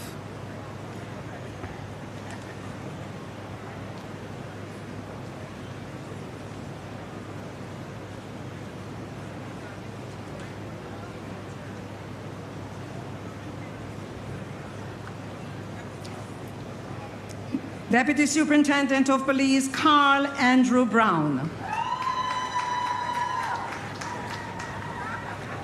DSP Carl Brown receiving his recognition this morning for 38 years of service.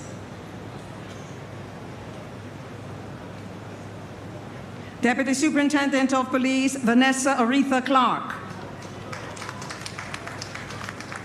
Deputy Superintendent Vanessa Clark, a 31-year veteran of the Jamaica Constabulary Force.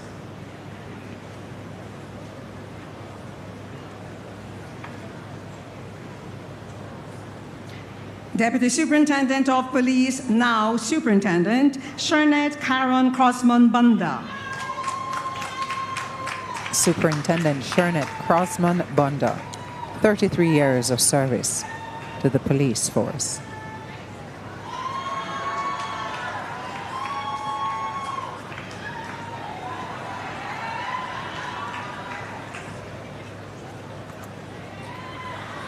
Deputy Superintendent of Police Noel Augustus Daly. DSP Noel Daly.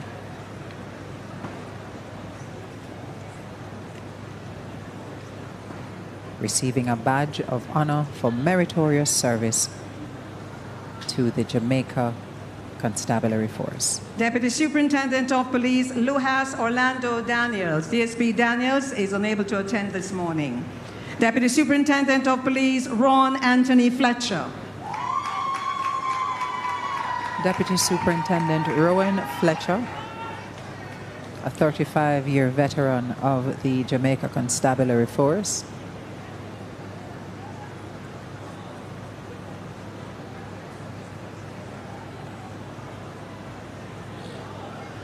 Deputy Superintendent of Police Joseph Orville Foster. DSP Joseph Foster, 34 years of service to the JCF.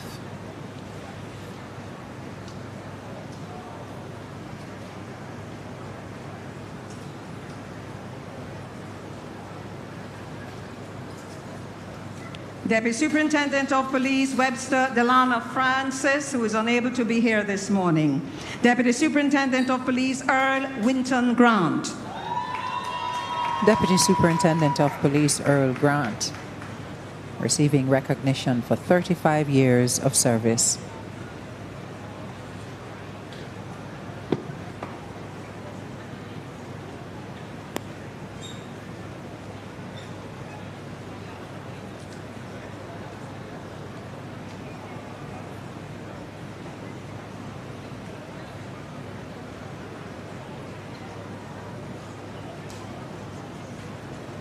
Deputy Superintendent of Police, now Superintendent Mark O'Neill Harris.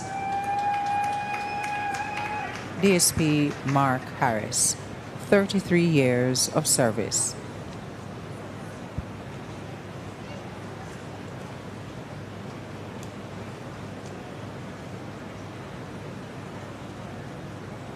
Deputy Superintendent of Police Bruce Lenworth St. George Higgins. DSP Bruce Higgins,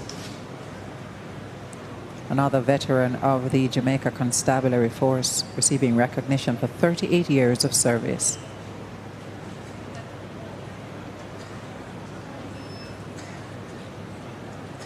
Deputy Superintendent of Police Karen June Salmon. DSP Karen Salmon, 37 years of service to the Jamaica Constabulary Force.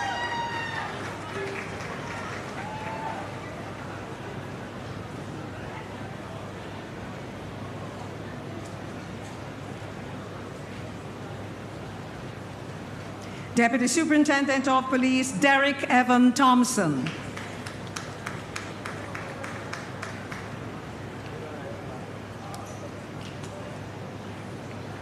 DSP Derek Thompson, also receiving recognition, a Medal of Honor for meritorious service to the JCF. Deputy Superintendent of Police, Hemford Garfield Wade. DSP Hemford Wade, 37 years of service to the JCF.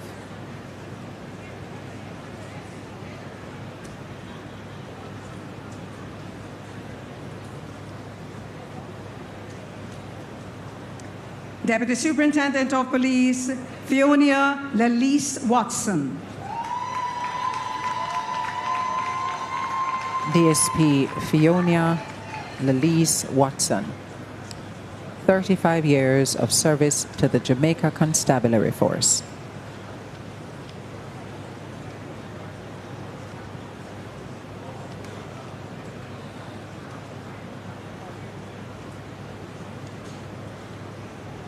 Thank you, Your Excellency.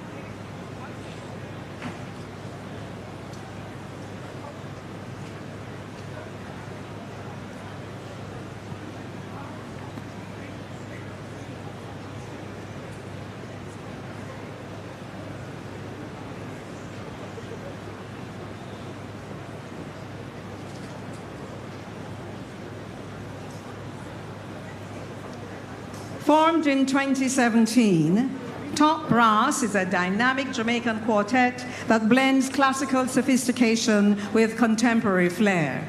Led by O'Shane Love on tenor sax, with Deshaun Fender, alto sax, Randy Fletcher, trombone, and Akil McIntyre on trumpet, the group has graced major stages such as Reggae Sumfest and Rebel Salute.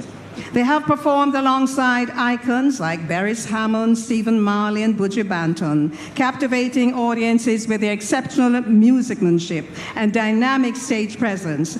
Under the mentorship of the legendary Dean Fraser, Top Brass continues to showcase musical excellence and elevate Jamaica's rich cultural sound. Your Excellencies, ladies and gentlemen, welcome.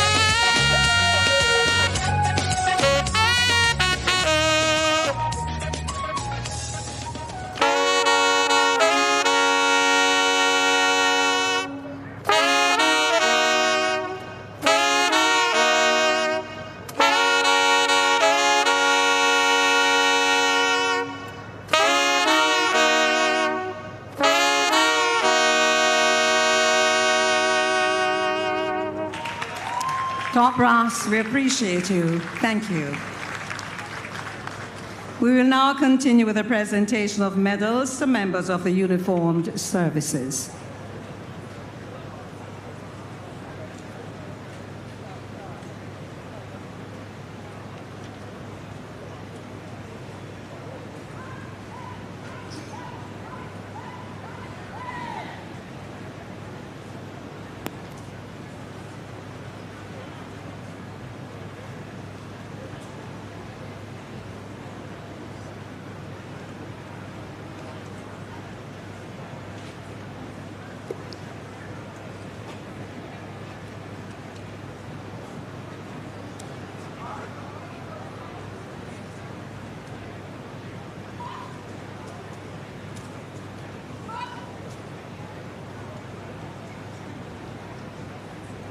Department of Correctional Services.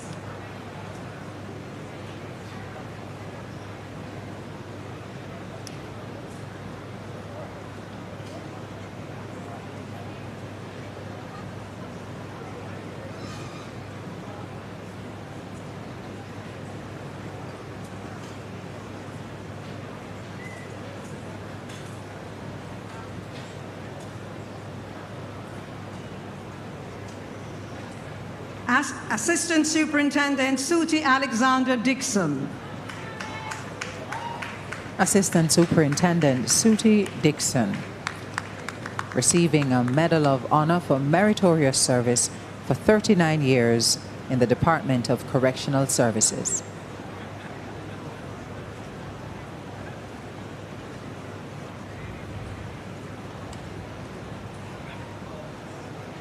Overseer Gary Floyd Anderson.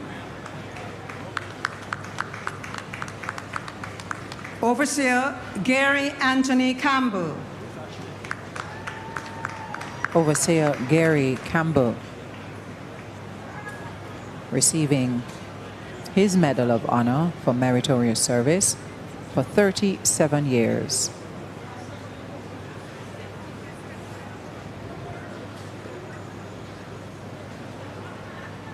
Overseer Owen George Huntley. Overseer Owen Huntley, 35 years of service to the Department of Correctional Service.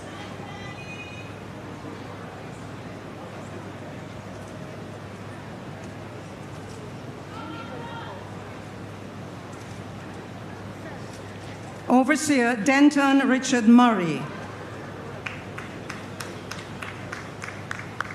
Overseer Denton Murray, a 39-year veteran of the Department of Correctional Service.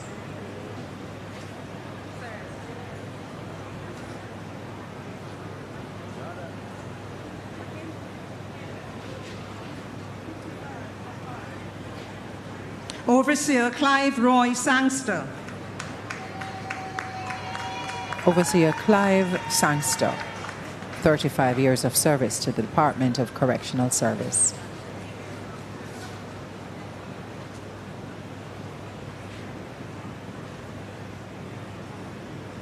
Overseer Norma Marita Sappleton Dawkins.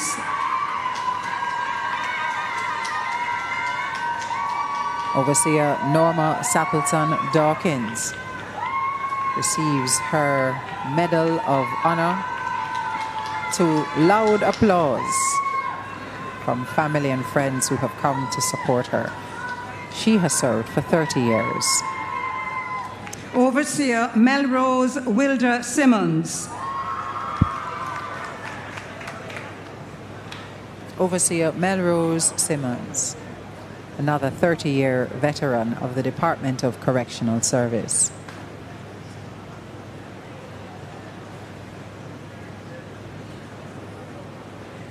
Overseer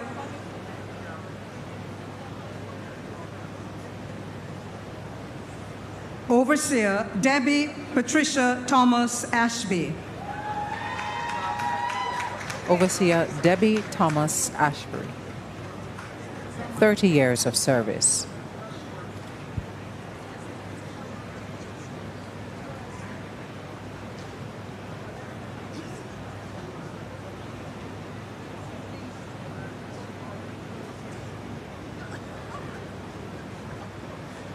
Staff Officer, now Overseer, Princess Brown Archer. Overseer Princess Brown Archer, 30 years of service.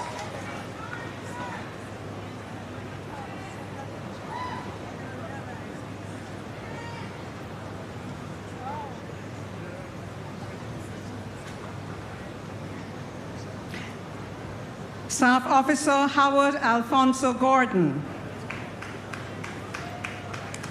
Staff Officer Howard Gordon, receiving a Medal of Honor for 35 years of service.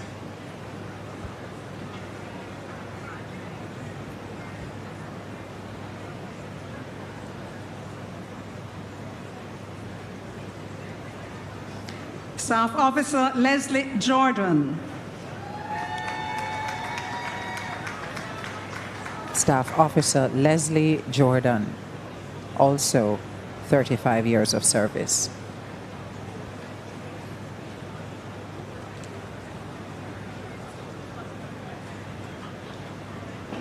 Staff Officer Gladstone Everton Mattox. Staff Officer Gladstone Mattox, 35 years of service in the Department of Correctional Service.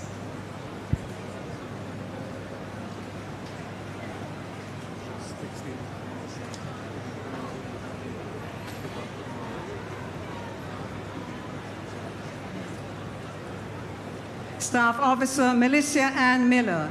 Staff Officer Miller is unable to attend this morning. Staff Officer Donovan Chesterfield Richards.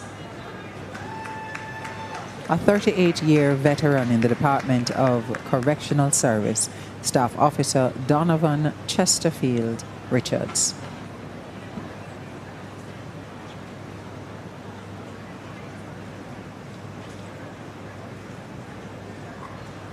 Staff Officer Charmin Donna Shirley. Staff Officer Charmin Shirley, 29 years of service to the Department of Correctional Service.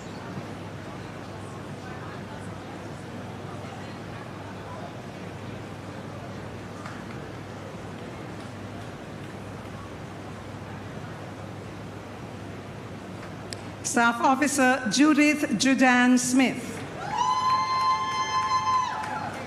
Staff Officer Judith Smith, 27 years of service.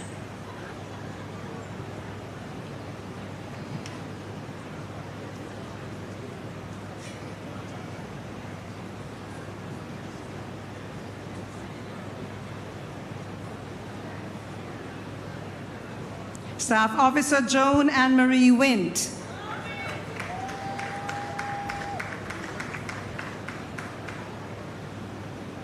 Staff Officer Maurice Anthony White. Staff Officer Maurice White, a 37-year veteran of the Department of Correctional Service.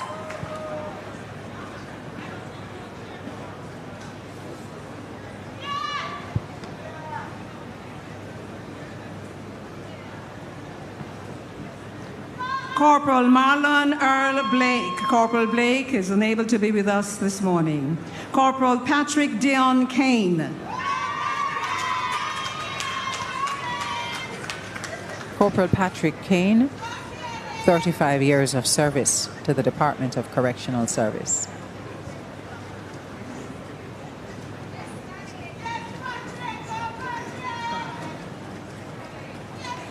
Corporal Wayne Anthony DaCosta.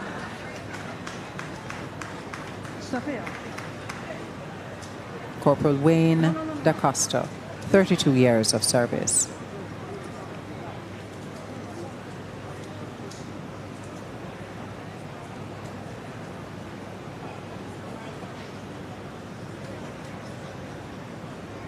Corporal Leonard Nicholas.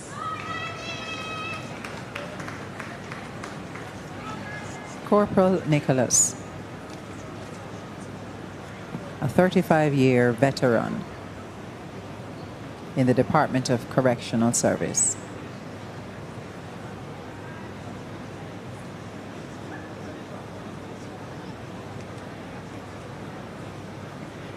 Corporal Avis Evadne Walker.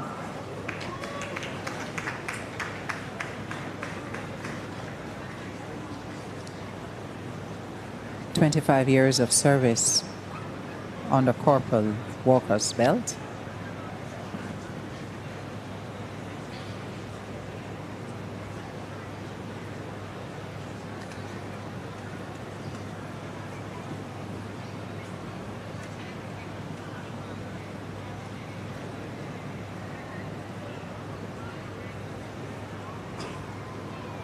Wardress Janelle Jackson. Wardress Janelle Jackson, 7 years of service.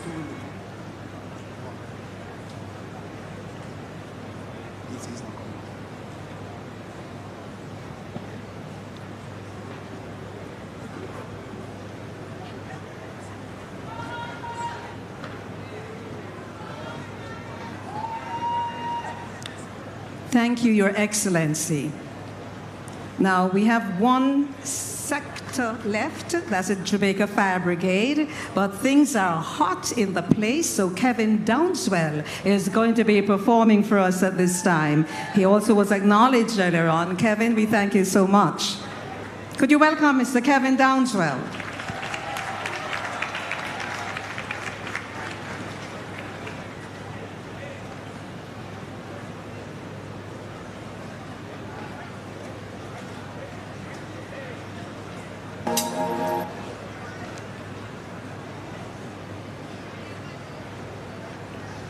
Popular gospel artist Kevin Downswell. Bless me. I won't let you go. I won't let you go. I won't let you go. Sipping on cold coffee, graveyard shift. Change your rattling empty, bills begin to drift. If you feel my tremble, it's not fair, it's faith. My grave won't break till you bless me. Calling on the rock of ages, be my hiding place. This weight I'm carrying seems to want to buckle my knees. I need your strength just to make it through the day. Come and bless me. I want to see all your hands up like this on me. Wait for me like this. Say, I won't let you go till you bless me. I won't let you go till you bless me. Hey. I won't let you go till you bless me. Until you bless me. There's somebody crying out like this. I won't let you go till you bless me. I won't let you go till you bless me. I won't let you go till you bless me. Until you bless me. Clocking out weary, someone touch the sky. Sometimes the I get lost behind these tired eyes. But I won't trade this journey, won't let go of the prize. Will you bless me? Come and bless me. Take that easy road, I choose your narrow way. I know I made it. If you come stand by me, something tells me that you hear me. Come and bless me. Your time, your time, your time, your time. 1, 2, 3, say, I won't let you go till you bless me. I won't let you go till you bless me. Hey. I won't let you go till you bless me. Until you bless me.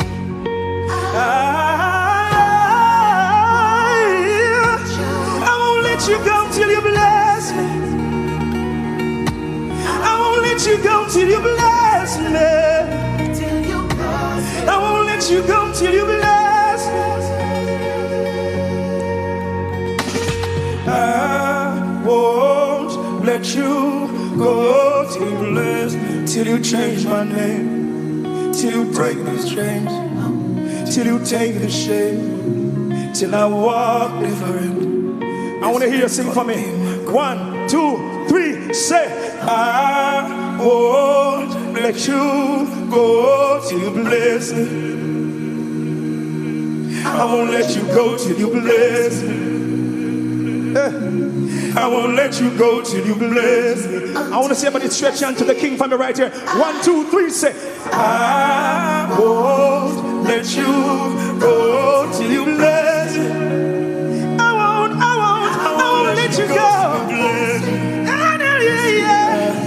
I won't let you go till you bless me.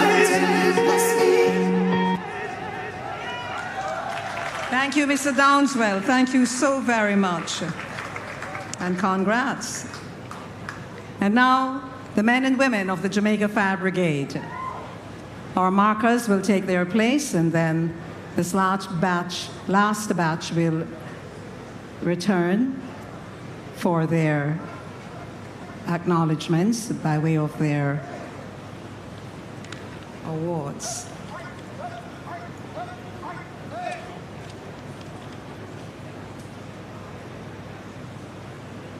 This last batch will complete the presentation of medals to members of the uniformed services.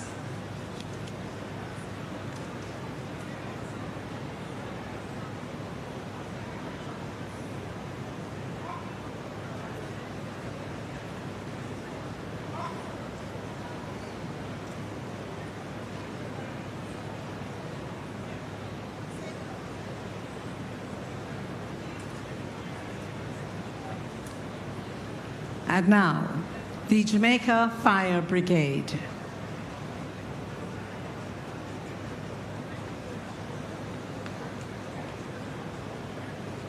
Assistant Superintendent, now Superintendent Patrick Paul Arscott. Superintendent Patrick Arscott, 24 years of service.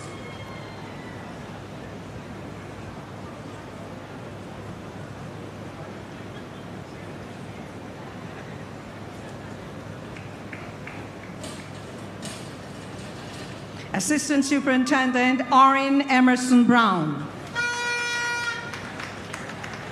Assistant Superintendent Orrin Brown, 27 years of service.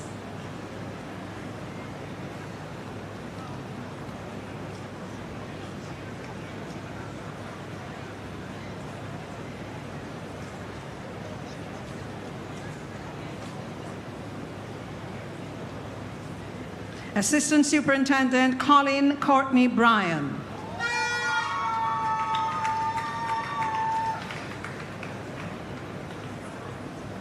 Assistant Superintendent Colin Bryan, 23 years of service to the Jamaica Fire Brigade.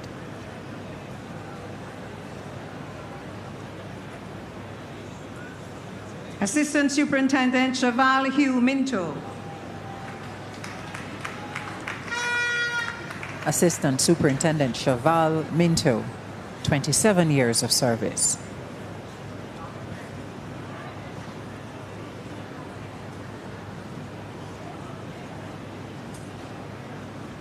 Assistant Superintendent Dilton Matthew Pike.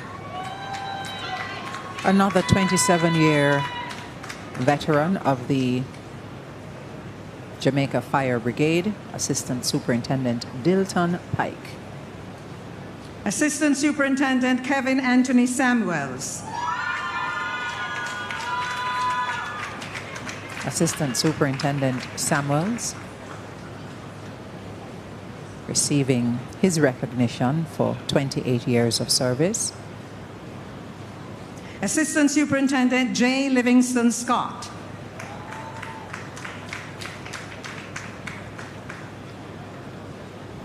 Assistant Superintendent J. Scott, 22 years of service to the Jamaica Fire Brigade.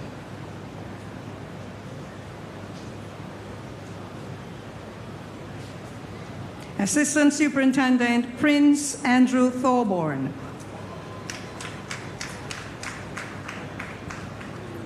Assistant Superintendent Prince Thorborn, 27 years of service.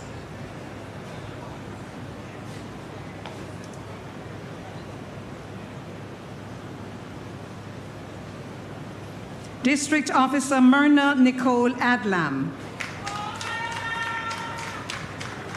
District Officer Myrna Adlam, a 30-year veteran of the Jamaica Fire Brigade.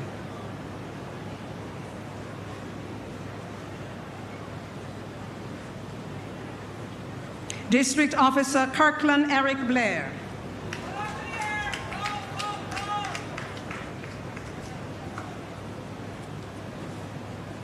District Officer Kirkland Blair, 28 years of service.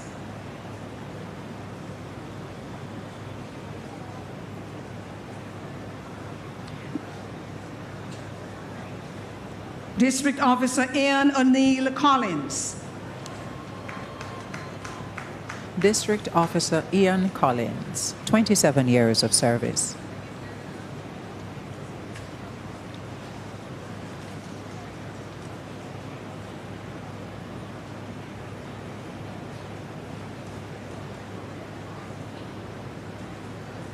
District Officer Rayon Ricardo Davis. District Officer Davis is unable to attend. District Officer Britannia Natalie Gale. District Officer Britannia Gale, 26 years of service to the Jamaica Fire Brigade.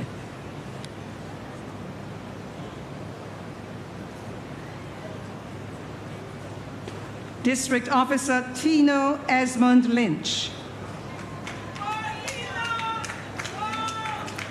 District Officer Tino Lynch, 30 years of service.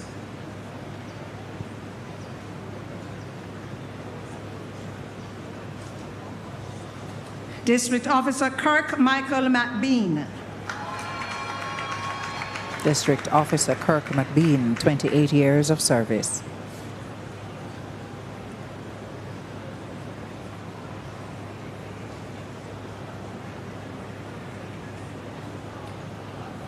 District Officer Ian Fitzroy McConnell.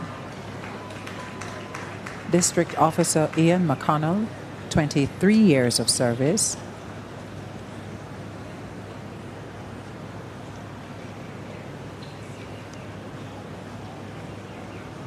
District Officer Bruce Anthony MacDonald. A 30-year veteran of the Jamaica Fire Brigade, District Officer Bruce Anthony MacDonald.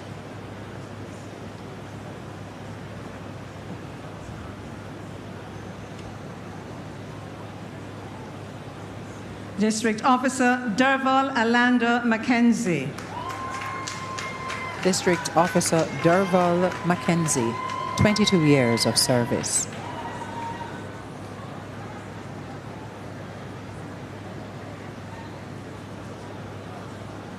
District Officer Rayon Douglas Plummer. District Officer Rayon Plummer, 23 years of service.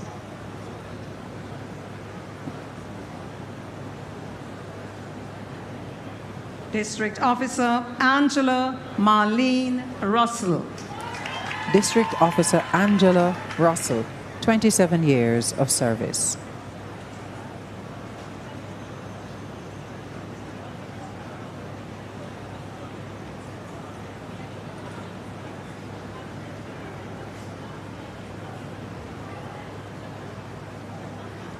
District Officer Christopher Valiant Smith. District Officer Christopher Smith, 26 years of service to the Jamaica Fire Brigade.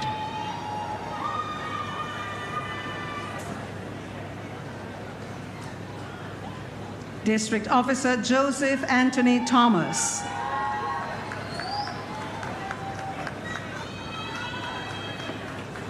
"23 years of service from District Officer Joseph Thomas.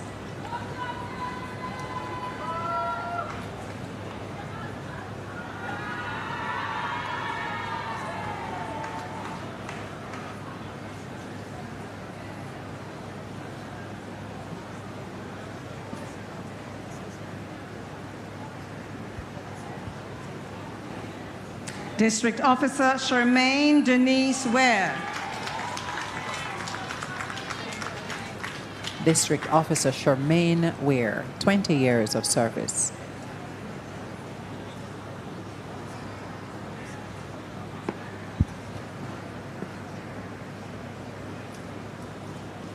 District Officer Garth Maurice Wright.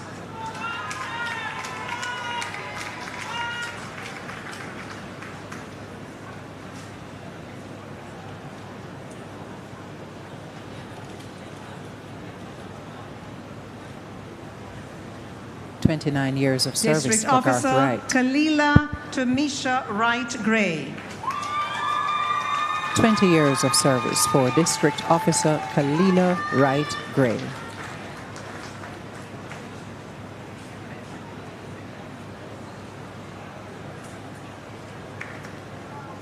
Thank you, Your Excellency. And to our company here, this concludes the presentation of the 2025 National Honors and Awards Ceremony of Investiture.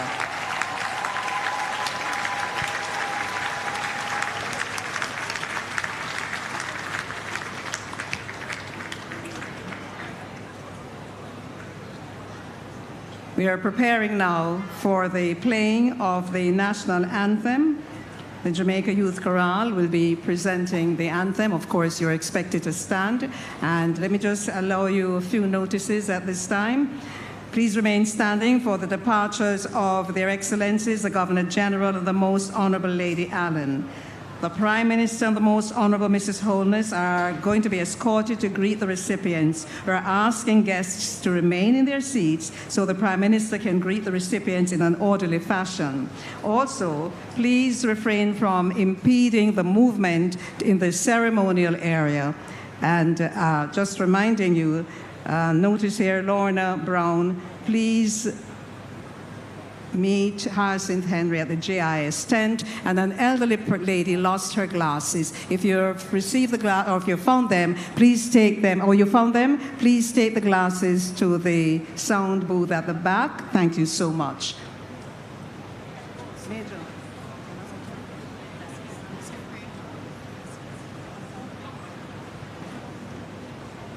Ladies and gentlemen, could you stand for the playing of the national anthem?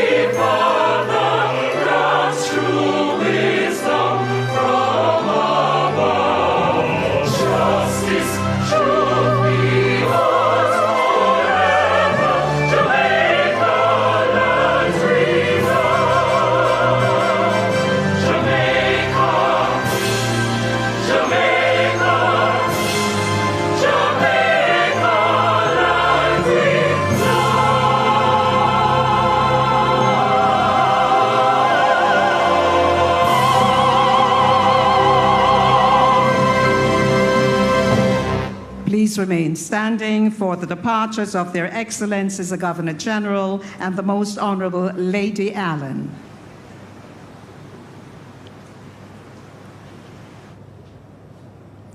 And there you have it, ladies and gentlemen. We have come to the end of the 2025 Ceremony of Investiture and presentation of national honors and awards. on this Heroes Day, Monday, October 20, 2025. 228 individuals, 143 civilians received different honors. We had 3 persons receiving the Order of Jamaica and 85 members of the uniformed groups receiving honors this morning, medals of honor for gallantry and medals of honor for meritorious service. It really has been a wonderful morning, bright and beautiful and breezy here on the lawns of King's House.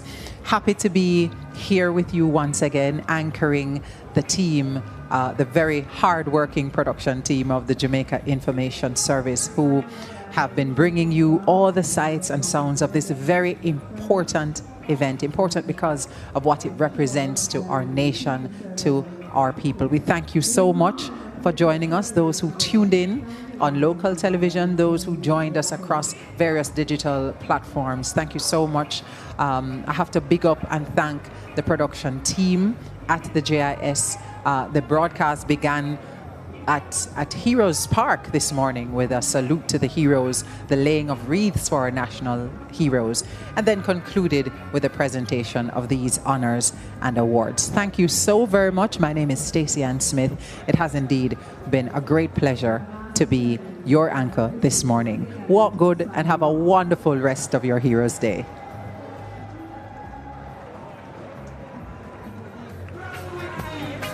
Today we saw